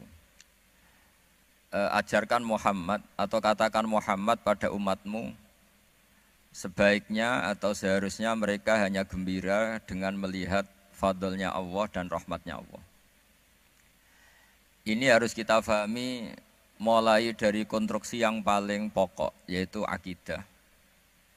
Dua ahwal, ahwal itu satu perilaku sosial. Tiga mutammimat, sesuatu yang tidak pokok tapi kita butuhkan dalam mengawal hidup ini. Saya beri contoh, orang itu sampai maksiat itu karena cari kesenangan. Misalnya baru penat itu, ingin seneng, ada orang yang macam-macam lah, ingin melihat maksiat, apa itu pornografi, apa nyabu, apa macam-macam. Itu sebetulnya agama punya konsep yang luar biasa, yaitu seharusnya seseorang itu gembira dengan ketaatan. Lalu pertanyaannya, caranya gembira gimana? Gembira itu mudah. Jadi misalnya kamu sujud sama Allah Subhanahu wa taala. Terus cara berpikir begini, ini sekaligus ijazah. Cara berpikir begini. Ya Allah, ini kata Sayyidina Ali, kafani izzan an akuna laka abdan wa kafani fakhron an takuna li robban. Ya Allah, betapa sialnya saya andaikan saya jadi budak dari makhluk yang sama. Misalnya sampean itu seorang kiai atau rektor atau doktor atau orang terpelajar, kemudian kamu jadi budak atau hamba dari makhluk yang setara, betapa hinanya saya. Maka kata Sayyidina Ali, ya Allah, saya ini cukup bahagia, cukup bangga karena jadi budak, jadi hamba dari zat yang super atau yang maha super. Gini kok Allah Subhanahu wa ta'ala. Sehingga ada kebahagiaan yang luar biasa karena menjadi hambanya Allah Subhanahu wa ta'ala. Setelah bangga dengan jadi hambanya Allah, maka kita akan malu. Malu misalnya kok saya bahagia itu nunggu melihat pornografi, melihat maksiat. Itu terus menjadi malu. Kenapa saya bisa didikte oleh hal-hal seremeh itu? Ya, kita malu karena didikte oleh hal-hal yang seremeh itu. Karena kita didikte oleh nafsu. Jadi izzatun nafsi, satu harga diri seseorang itu harus dihidupkan untuk hanya tunduk kepada Allah Subhanahu wa ta'ala. Sehingga Nabi itu melatih satu logika tarkul ma'asi. Nabi itu dulu ketika ada seorang pemuda yang ya karena mungkin pemuda ya, dia itu mau masuk Islam, tapi uniknya kata pemuda tadi, saya masuk Islam tapi asal dibolehkan bebas zina. Jadi ini agak sableng gitu. Jadi mau masuk Islam syaratnya dibolehkan apa? Zina atau free sex gitu. Karena orangnya agak hiper. Itu Nabi tidak langsung mengancam dengan neraka, enggak. Ketika mau pamit gitu semua sahabat melarang. Mah itu jangan, kamu jangan sowan Nabi, itu permintaan yang enggak masuk akal. Setelah lama ditahan terjadi kegaduhan di masjid, Nabi dengar itu ada apa itu? Itu ada pemuda yang mau masuk Islam tapi yasta'dzinuhu fi zina, tapi mereka minta izin Nabi untuk tetap boleh zina. Kata Nabi, pemuda itu suruh masuk, suruh menghadap saya. Ketika menghadap Nabi, saya ulang lagi, ketika menghadap Nabi, Nabi mengajarinya itu luar biasa. Nabi tidak langsung mengancam dengan neraka atau dengan azab itu enggak, tapi kata Nabi, atuhibbuhu li ummik, kamu suka kalau ibu kamu itu jadi demenannya orang banyak. Oh enggak ya Nabi, yang demen ibu saya tak bacok kata. Karena ini ya agak preman, di mana-mana orang nakal agak preman.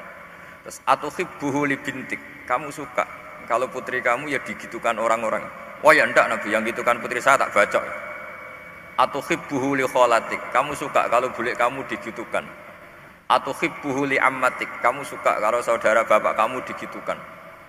Nabi itu mengeset ya, cara sekarang itu cuci otak mungkin. Nabi itu meluruskan otaknya anak muda itu betapa buruknya zina. Cara bahasa Arab ditakbih.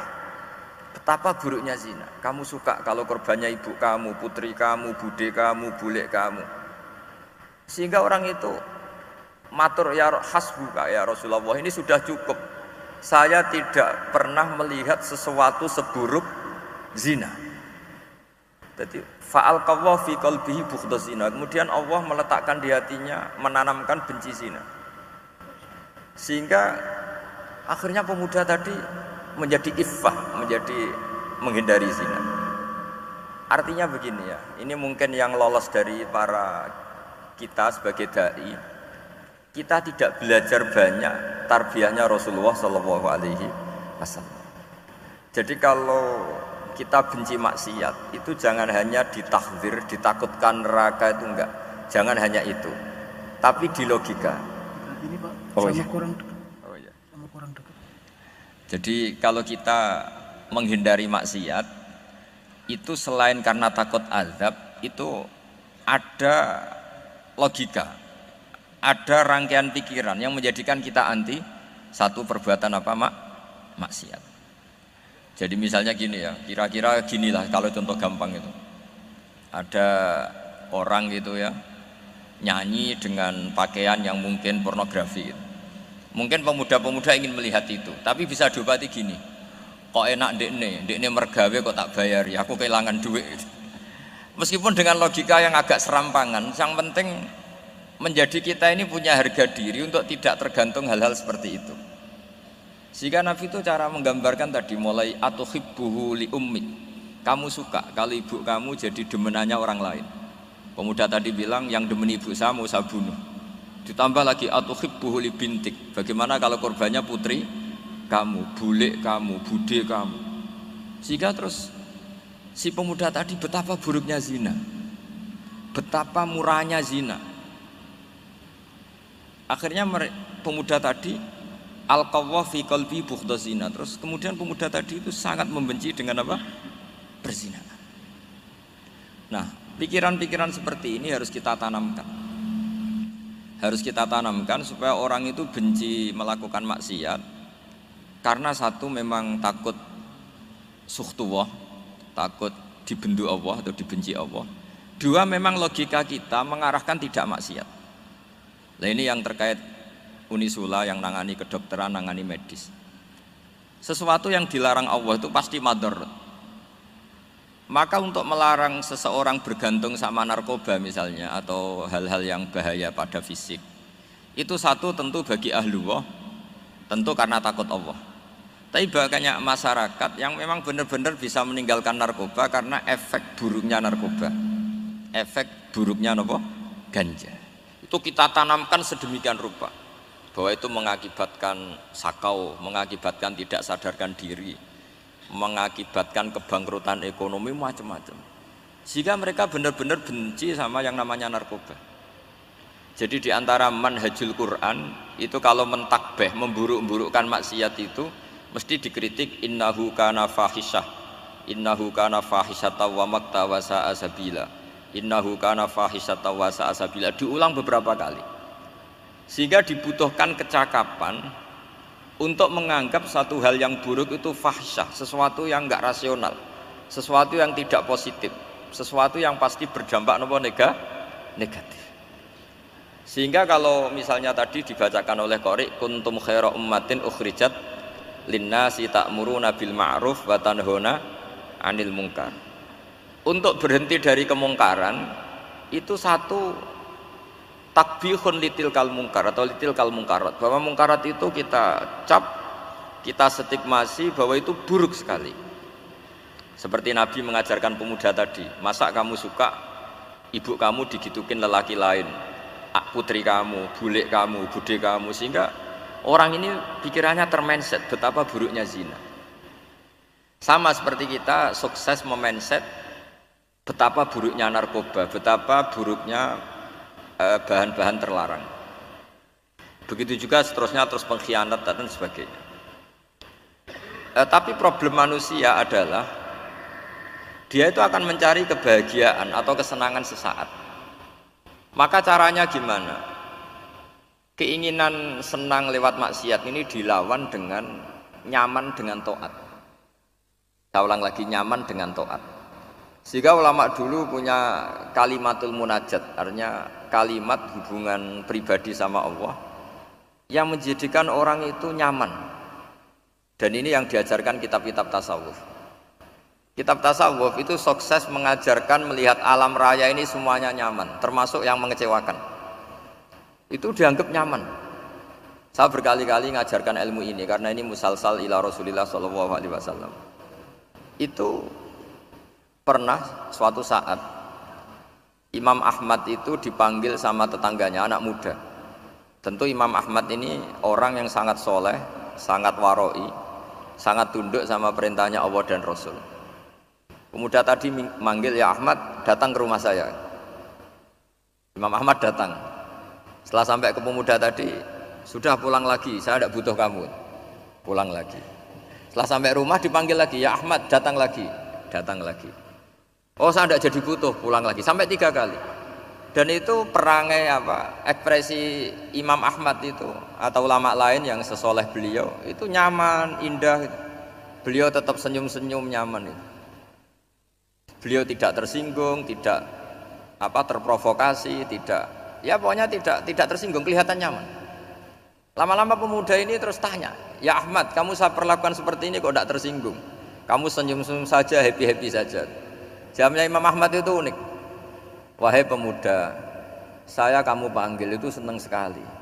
Karena kata Nabi, kalau kamu iman dengan Allah dan Rasul, maka hormatilah tetangga. Jadi saya senang. Karena nuruti perintah Allah untuk menghormati tetangga. Jadi tidak ada urusannya dengan kamu. Kagetnya kayak apa? Jadi dipanggil tetangga ya senang karena melakukan perintahnya Allah dan Rasul, yaitu ikramul jar, fal yukrim jarahu. Disuruh pulang, kamu ingin saya pulang, ya saya pulang. Disuruh datang, ya saya datang. Jadi saya tidak tersinggung, saya tidak ada urusan dengan kamu. Urusan saya dengan Allah Subhanahu wa ta'ala.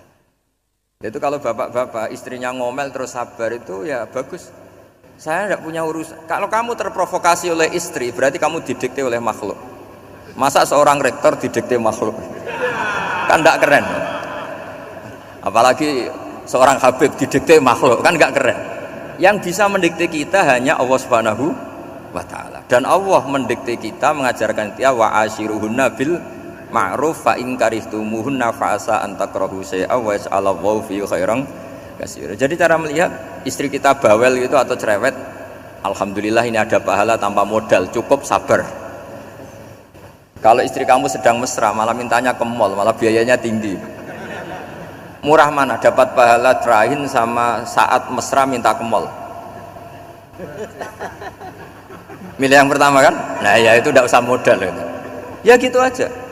Jadi kalau istri sedang marah bawel, anggap saja ini rezeki. Dapat pahala tanpa apa? Biaya. Nah, kalau pas rukun malah nantang ke mall, biayanya malah tinggi. Jadi ulama dulu itu melihat dunia itu happy. Pernah Imam Syafi'i dikasih tahu, orang yang tadi nyium tangan kamu ya, itu di rumah menghujat Anda. Jadi dia sopan hanya di depan Anda, kalau di luar menghujat Anda. Jawabnya Imam Syafi'i lucu. Ya baguslah. Yang cerita ini kaget. Kenapa bagus ya Aba Abdillah? Kalau manggil Imam Syafi'i ya Aba Abdillah. Ya berarti saya masih wibawa, di depan saya tidak berani katanya. Jadi dipandang enteng saja. Jadi kalau kamu di depan kamu istri kamu tidak berani belanja, tidak ada kamu belanja banyak, anggap saja Anda wibawa. Jadi enteng saja. Pernah Imam Syafi'i dikasih tahu, separuh dari kampung Anda itu gak suka kamu. Ya baguslah. Kenapa? Oh nak rukun malah bakal utang katanya gitu. Kira-kira yang utang itu yang rukun apa yang neng-nengan? Yang rukun. Jadi enteng saja. Masyhur itu makalahnya Imam Syafi'i. Waman asa'a ilaika faqad atlaqaka. Orang yang berbuat buruk sama kamu berarti membebaskan kamu. Kalau saya sedang nenengan sama Habib Hasan Toha Putra, beliau naik Alphard nggak nawarin saya sah karena baru nenengan. Tapi kalau sedang rukun malah harus repot mana? Rukun sama ndak rukun? Repot rukun sebetulnya. Jadi Imam Syafi'i itu happy saja. Kalau sedang rukun sama tetangga ya dianggap rukun itu satu kenikmatan. Sedang ndak rukun ya dianggap satu kenikmatan. Jadi orang dulu itu serilek itu melihat dunia. Kalau kita kan enggak, ego. Wah saya ini suami kok dimarahin istri. Wah ini egonya bangkit. Padahal egonya bangkit itu ada kebodohan di situ. Yaitu seorang rektor didikte seorang istri, seorang makhluk. Apalagi kalau Anda daftar wali itu tidak akan jadi wali. Ini wali kok tunduk sama makhluk. Karena didikte apa? Makhluk. Maka Imam Ahmad ketika tetangganya bully gitu ya santai saja, beliau happy. Ketika pemuda tadi iskal janggal, kenapa kamu gak tersinggung ya Ahmad? Memangnya saya harus tersinggung gimana? Kan tak panggil tidak jadi, tak panggil tidak jadi.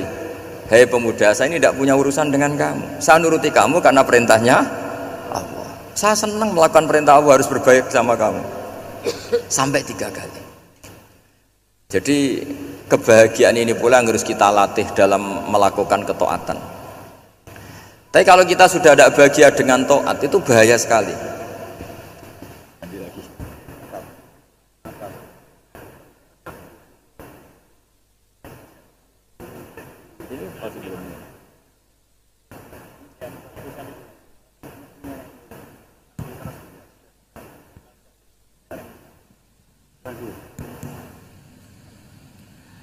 Harus begini bang prosedurnya. Di DP makhluk gitu. Sudah di DP panitia. Oh yang ini. Bagus ini tas. Anut saja.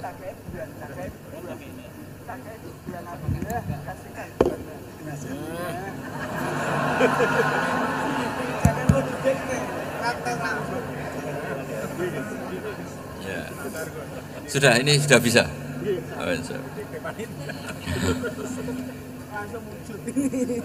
Sudah, ini sudah benar. Untungnya kiainya latihan jadi wali, jadi gak tersinggung. Kalau ndak ini sudah masalah ini. Paling ndak kan baru ngajarkan gitu, masa ada bisa meraktekkan gitu. Jadi pura-pura soleh.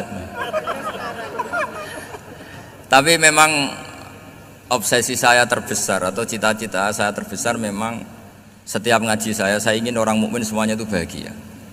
Dengan bahagia itu mereka tidak neko-neko ingin mencari kebahagiaan lewat jalur apa maksiat.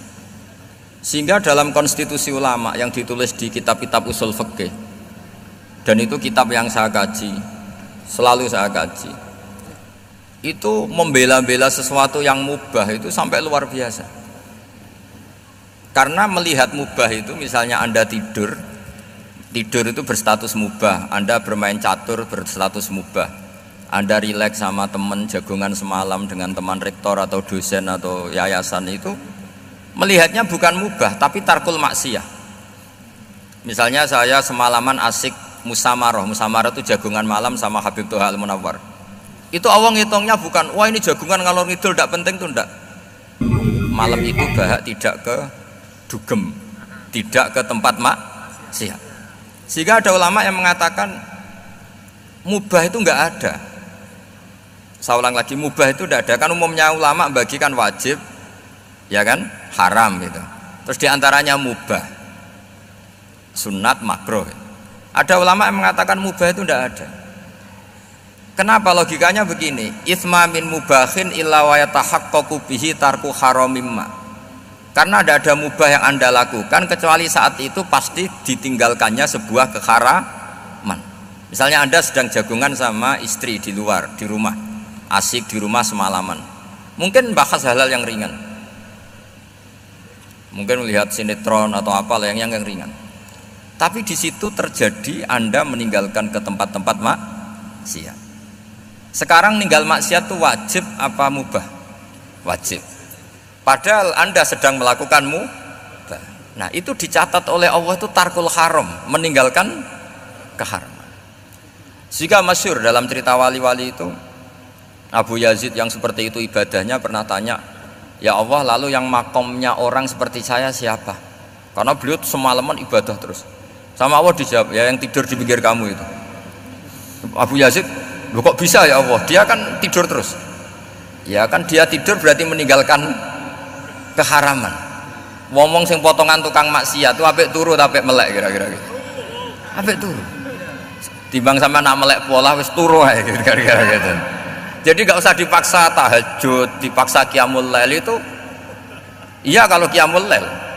Kalau dapat informasi, kesini ikut saya, terus katut kan repot. Jadi perlawanan terhadap maksiat itu sebetulnya gampang dalam Islam karena tadi nggak ada sesuatu yang mubah kecuali saat dilakukan berakibat meninggalkan keharaman.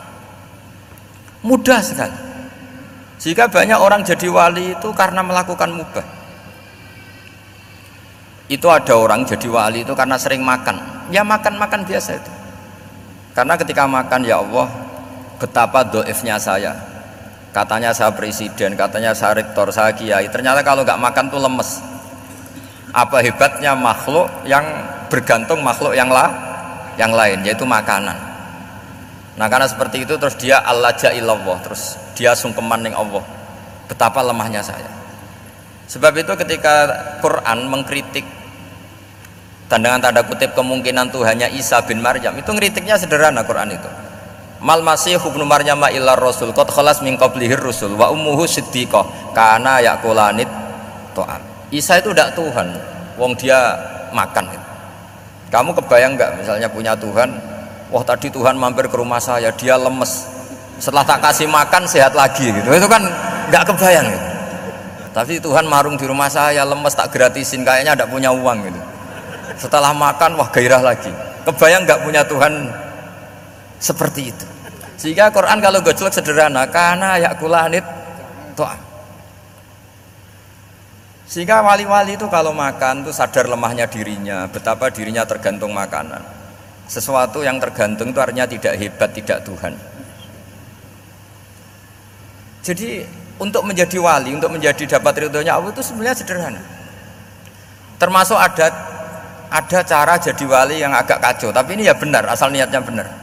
Misalnya Unisula besar, ya kurang besar lagi. Kita sudah punya uang, kurang banyak uang lagi. Itu Nabi Ayub, itu kan seorang nabi. Pernah diuji Allah, ini ada di Sahih Bukhari. Nanti kamu tanya, hadisnya sahih enggak? Ini ada di Sahih Bukhari. Kadang orang kota itu aneh, enggak ahli hadis tapi tanya, sahih enggak? Padahal andikan dibodoni sahih, ya ngandel saja gitu. Jadi kadang ya aneh, enggak tahu kok tanya gitu.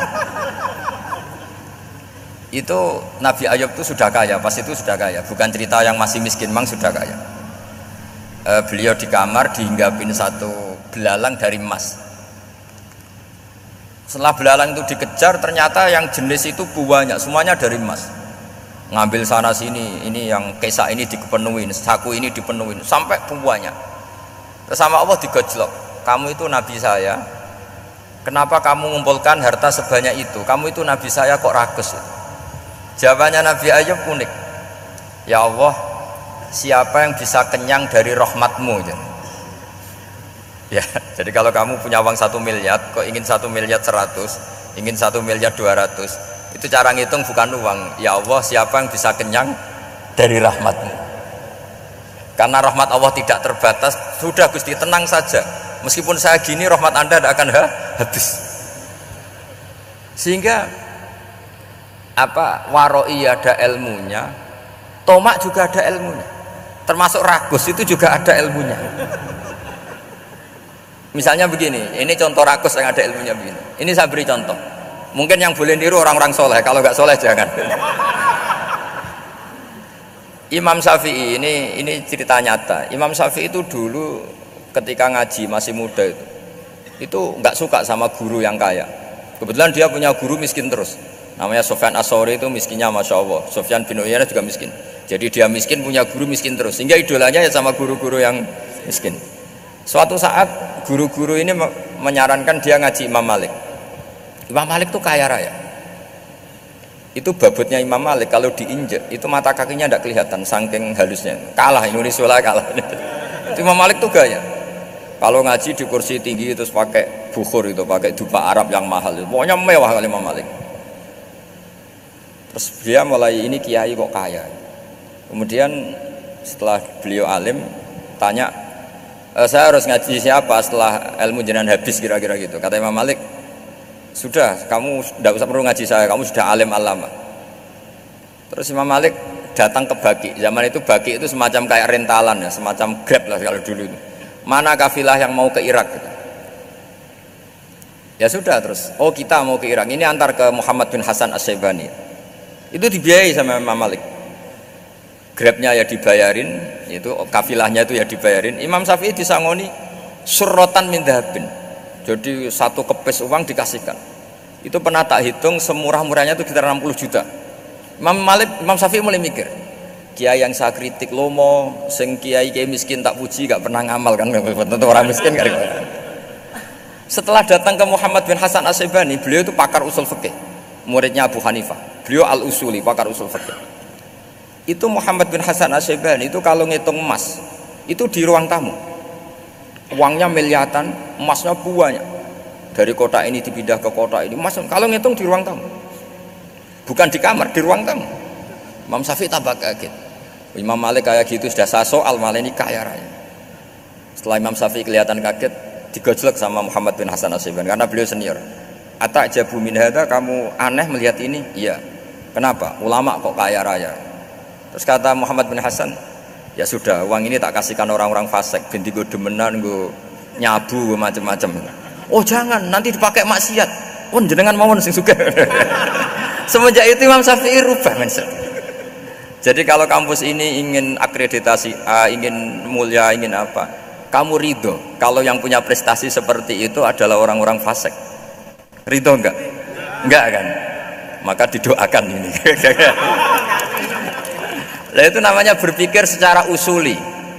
Kamu jangan hanya nuruti karena berpikir waroi terus kamu benci kekayaan, benci pangkat, benci apa, tidak bisa seperti itu.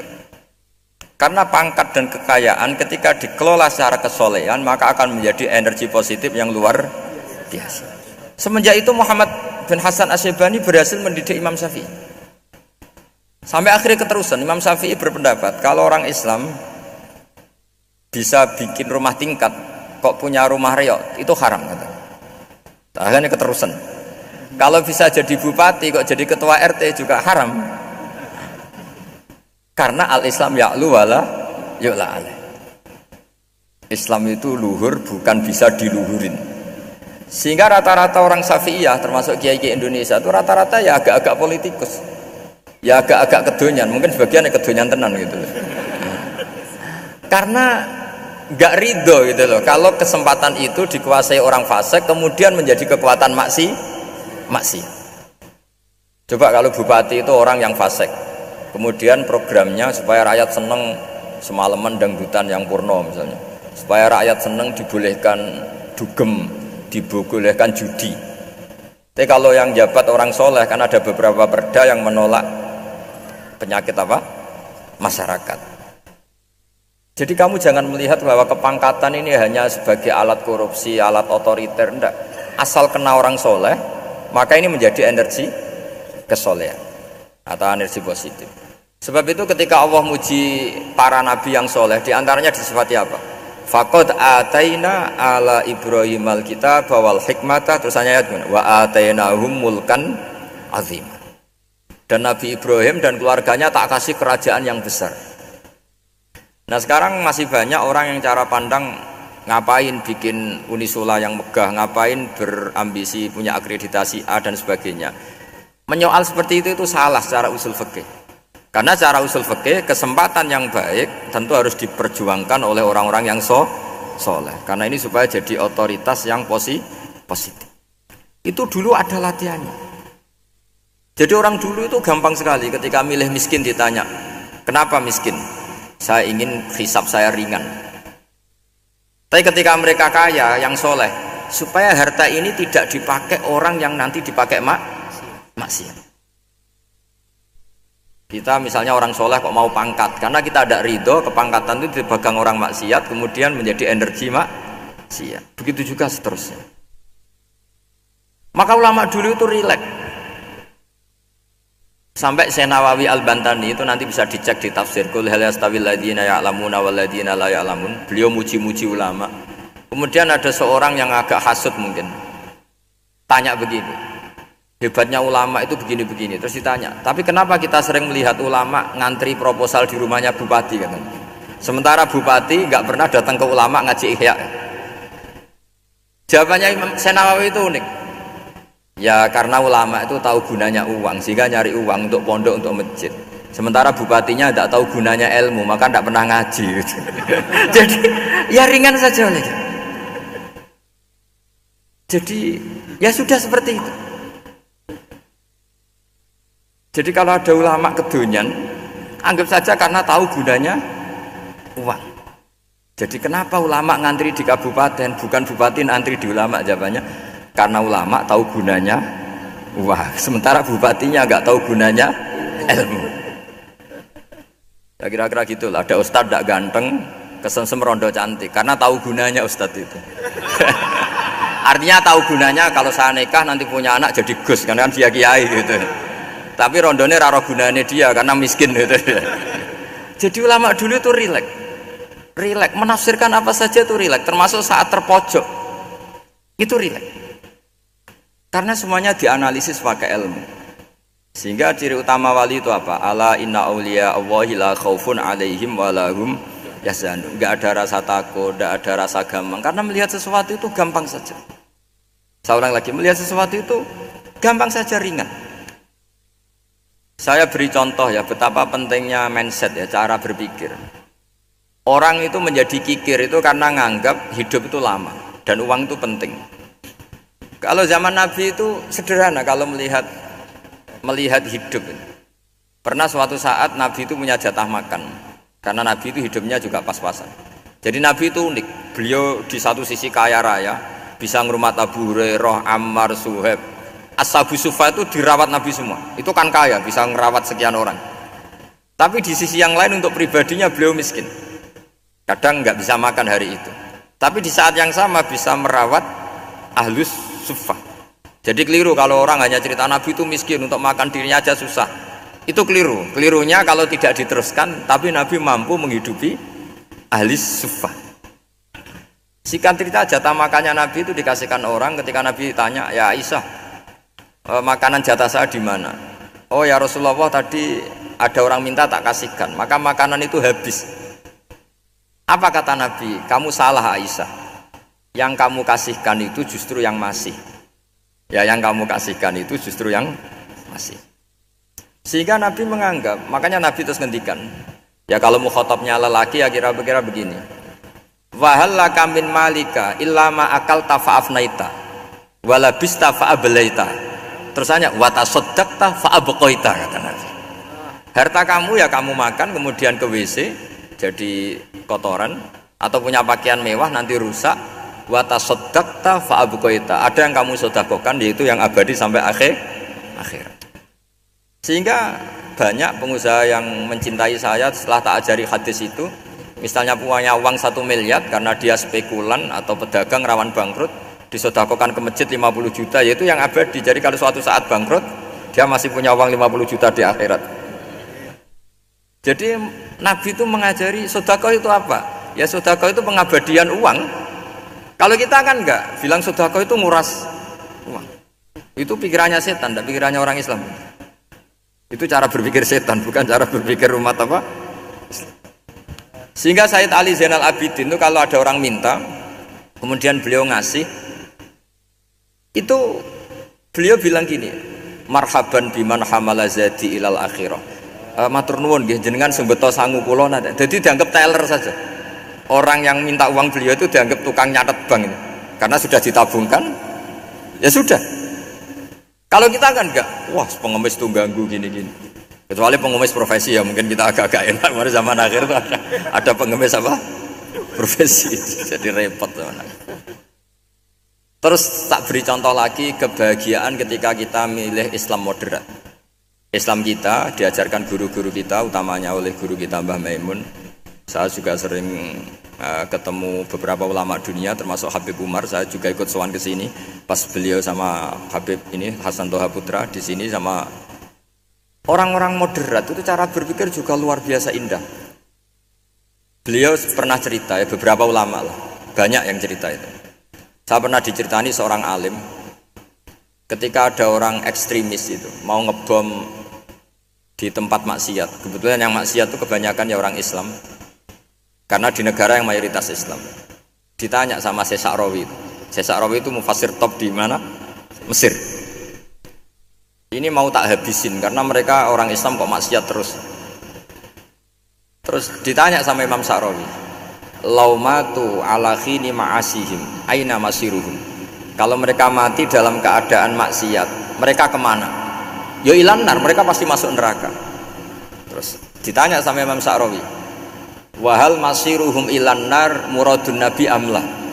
Punya umat maksiat kemudian mati masuk neraka, itu yang diinginkan Nabi apa enggak? Ya tidak aja.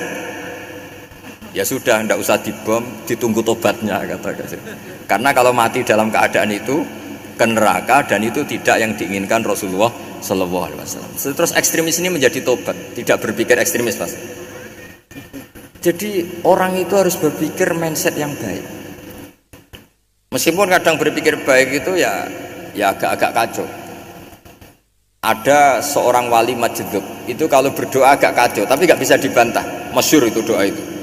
Ini sekaligus ijazah, tapi kalau sebelum wali nggak boleh. Itu datang ke makamnya Rasulullah SAW. Terus doanya itu begini, ya Allah sekarang terserah engkau. Ya Allah sekarang terserah engkau. Jika saya kamu jadikan orang soleh, jika saya engkau jadikan orang soleh, maka surra habibuk, maka kekasihmu ini senang. Yang susah musuhmu yaitu setan. Tapi kalau engkau menjadikan saya orang fasik, maka yang susah kekasihmu, yang seneng musuhmu. Jangan punya dua pilihan itu. Oh itu kan doa tapi kayak teror itu. Ya jadi berdoa di Raudhah. Oh itu mesti mandi itu karena agak-agak maksa Tuhan itu. Ya Allah, engkau punya dua pilihan. Jika saya jadi orang soleh, maka kekasihmu ini seneng, musuhmu yang susah yaitu setan. Tapi jika saya jadi orang fasik, maka musuhmu yang seneng, kekasihmu yang susah. Mohon terserah jenengan, mau menyenangkan kekasihmu apa menyenangkan musuhmu gitu. Kira-kira gimana? Kalau tertarik boleh doa itu dipraktekkan. Tapi kayaknya kalau copy paste itu gak keren apa? Jadi dulu orang itu muamalah sama Allah dan Rasul itu rileks. Rileks itu nyaman karena ya tadi kul bi fadlillah wa bi rahmati fa bidzalika falyafrahu. Sehingga Imam Izzuddin bin Abdissalam itu ngendikan innalladzina yarmunal muhsanatil ghafilat. Di antara kebaikannya ibu-ibu atau mbak-mbak ini harus berstatus ghafilat. Perempuan-perempuan pelupa. Ghafilat itu pelupa. Pelupa dari kenikmatan maksiat sehingga mereka in dengan taat. Misalnya ada ibu-ibu atau mbak-mbak atau juga bapak-bapak tahajud, kemudian nyaman dengan tahajud itu. Kira-kira terbersit enggak ingin maksiat? Enggak kan, karena sudah nyaman dengan tahajud, dengan taat. Maka dibutuhkan kenyamanan dalam beribadah. Sebab itu ala bidzikrillahi tatmainnul qulub. Makanya saya termasuk kiai yang setiap ngaji itu happy, seneng. Karena ini untuk kampanye, seneng dengan ngaji, dengan taat itu sudah luar biasa. Kayak apa kalau mereka senengnya kalau nunggu melakukan maksiat. Jadi termasuk bentuk perlawanan kita terhadap maksiat adalah usahakan kamu tuh bahagia, senang dengan taat. Istiqnas billah, mu'anasah billah, farah billah, itmi'nan tumakninah billah. Sehingga ini mencukupkan kita tidak berkebutuhan maksiat. Meskipun kita ya manusia, pasti suatu saat atau sudah pernah maksiat. Serasa diceritakan lah, itu mesti gitu. Lah orang-orang dulu itu orang yang sukses mengelola bahagia ma Allah wa billah walillah. Sehingga wali-wali dulu itu jadi wali itu tidak mesti karena ibadahnya banyak, itu enggak. Mereka orang yang ibadahnya itu biasa sekali. Ulama-ulama dulu ibadahnya biasa sekali. Tapi qulubuhum ma'allah, hatinya itu ma'allah. Itu ada seorang wali itu jadi wali, Umar bin Abdul Aziz yang dikenal khamisul khulafa. Khamisul khulafa. Di luar khulafa Rasyidin 4, di antara yang soleh adalah siapa? Umar bin Abdul Aziz. Itu ketika mau meninggal, itu senangnya bukan main. Itu semuanya nangis, beliau senang. Terus tanya, kenapa kamu senang? Memangnya saya kalau mati itu kemana aja? Ila khairi madhubin ilah, ke zat terbaik. Timbang urip mbek kowe bolet atau mbek arhamur rahimin gitu. Yaitu Allah Subhanahu wa taala. Jalaluddin Ar-Rumi ketika mau meninggal itu muridnya nangis semua, beliau marah. Kamu harusnya pesta karena saya mau ketemu kekasih saya, malah kamu tangisi, goblok sekali kamu katanya. Jadi orang-orang dulu itu luar biasa. Karena tadi mereka tidak ingin ketemu Allah itu dianggap problem, harus sesuatu yang membahagiakan. Makanya wali-wali itu kalau berdoa begini, wa khairu ayyami yauman alqa kafih, dan jadikan hari terbaikku adalah hari ketika saya ketemu engkau ya Allah. Pernah dengar doa itu? Wa khairu ayyami yauman alqa kafih, dan hari terbaikku adalah hari saat ketemu engkau. Aman kan enggak? Sampai mati ku wedi. Saya tidak tahu wedi dosa apa wedi Israel apa wedi malaikat siapa? Malik. Mungkar nakir. Sebenarnya tidak perlu seperti itu. Karena cara pandang Nabi itu ini bisa dipraktekkan. Kalau kamu orang baik, mati artinya apa? Ya baik. Karena husnul khotimah. Kalau kamu orang yang buruk, itu kata Nabi, anggap saja mati itu akhir dari keburukan kamu. Nak kowe urip terus malah maksiat terus. Maka Nabi itu kalau ngajari kita berdoa gini, Allahumma ij'alil hayata ziyadatan li fi kulli khairin wal mauta rohatan li min kulli syarrin. Ya Allah, kalau saya hidup ya anggap saja ziyadah fi kulli khairin, berpotensi nambahi kebaikan. Kalau saya mati anggap saja ini akhir dari segala keburukan. Maka saya berkali-kali guyon.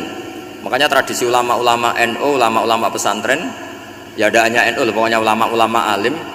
Itu kalau ada orang mati, orang nakal gitu mati, ini saya gitu, itu hadirin mesti gak terima. Wapi enang di wong wakal. Tapi dipaksa sama kiainya, saya gitu, lama-lama dipaksa. Saya gitu, padahal ning atine kiai wis ra iso maksiat meneh, wis saya. Karena dengan mati berarti saya sudah tidak bisa maksiat lagi. Jadi Nabi melihat hidup dan mati itu segampang itu.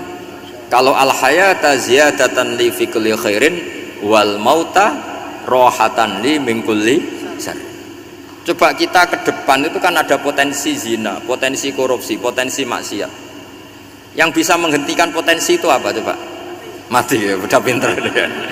Sudah maju berarti. Berani mati. Berani. Tapi jangan di sini ngel-ngelo panitia. Artinya yang selama ini kita risau dengan kematian, dengan apa? Nabi ngajari kita tadi, Allahumma ij'alil hayata ziyadatan li fi kulli khairin wal mauta rohatan li min kulli syarr. Ya Allah, jadikan hidup ini sebagai bekal menambah kebaikan, dan suatu saat kalau saya mati, semoga itu akhir dari segala keburukan. Jadi artinya Nabi itu ngajari kita itu positif terus. Sama seperti ulamanya tadi. Nak lagi rukun mbek tonggo ya sanggep ae kanca keapian. Nak nenengan ben ra utang ngoten. Dadi pokoke penak terus itu lho. Nak bojo lagi ngamuk alhamdulillah gak ngajak blonjo. Nak pas rukun ya alhamdulillah kok lagi rukun. Jadi gampang semua. Makanya ada seorang alim itu ngendikan begini, ada yang tanya. Saya tuh dulu ketika kaya, teman saya sering main ke saya. Setelah saya miskin gak ada teman-teman yang ke saya. Dikira si Habib ini kebetulan orangnya Habib itu mendukung keluhan dia, ternyata enggak. Si orang alim itu bilang gini, malah bagus toh gitu. Kowe wis melarat buruhe wong, ya sudah kamu miskin buruhnya orang lain, misalnya tukang manol di pasar atau tukang becak. Kemudian teman-teman kamu datang, malah kamu malu toh jadi tontonan. Bagus kalau mereka lupa, pas kamu miskin tidak ada yang lihat katanya. Jadi apa ya, dianggap enteng saja gitu. Akhirnya orang ini nggak jadi ngeluh. Selama ini kan kita ngeluh ya, ketika miskin teman-teman nggak datang. Coba kalau mereka datang pas kamu buruh bikin botol di orang lain. mantan bos buruh, malu nggak? Milih datang apa enggak? Enggak lah, sudah bener itu. Jadi ulama dulu itu makanya sering baca biar tahu solusi hidup.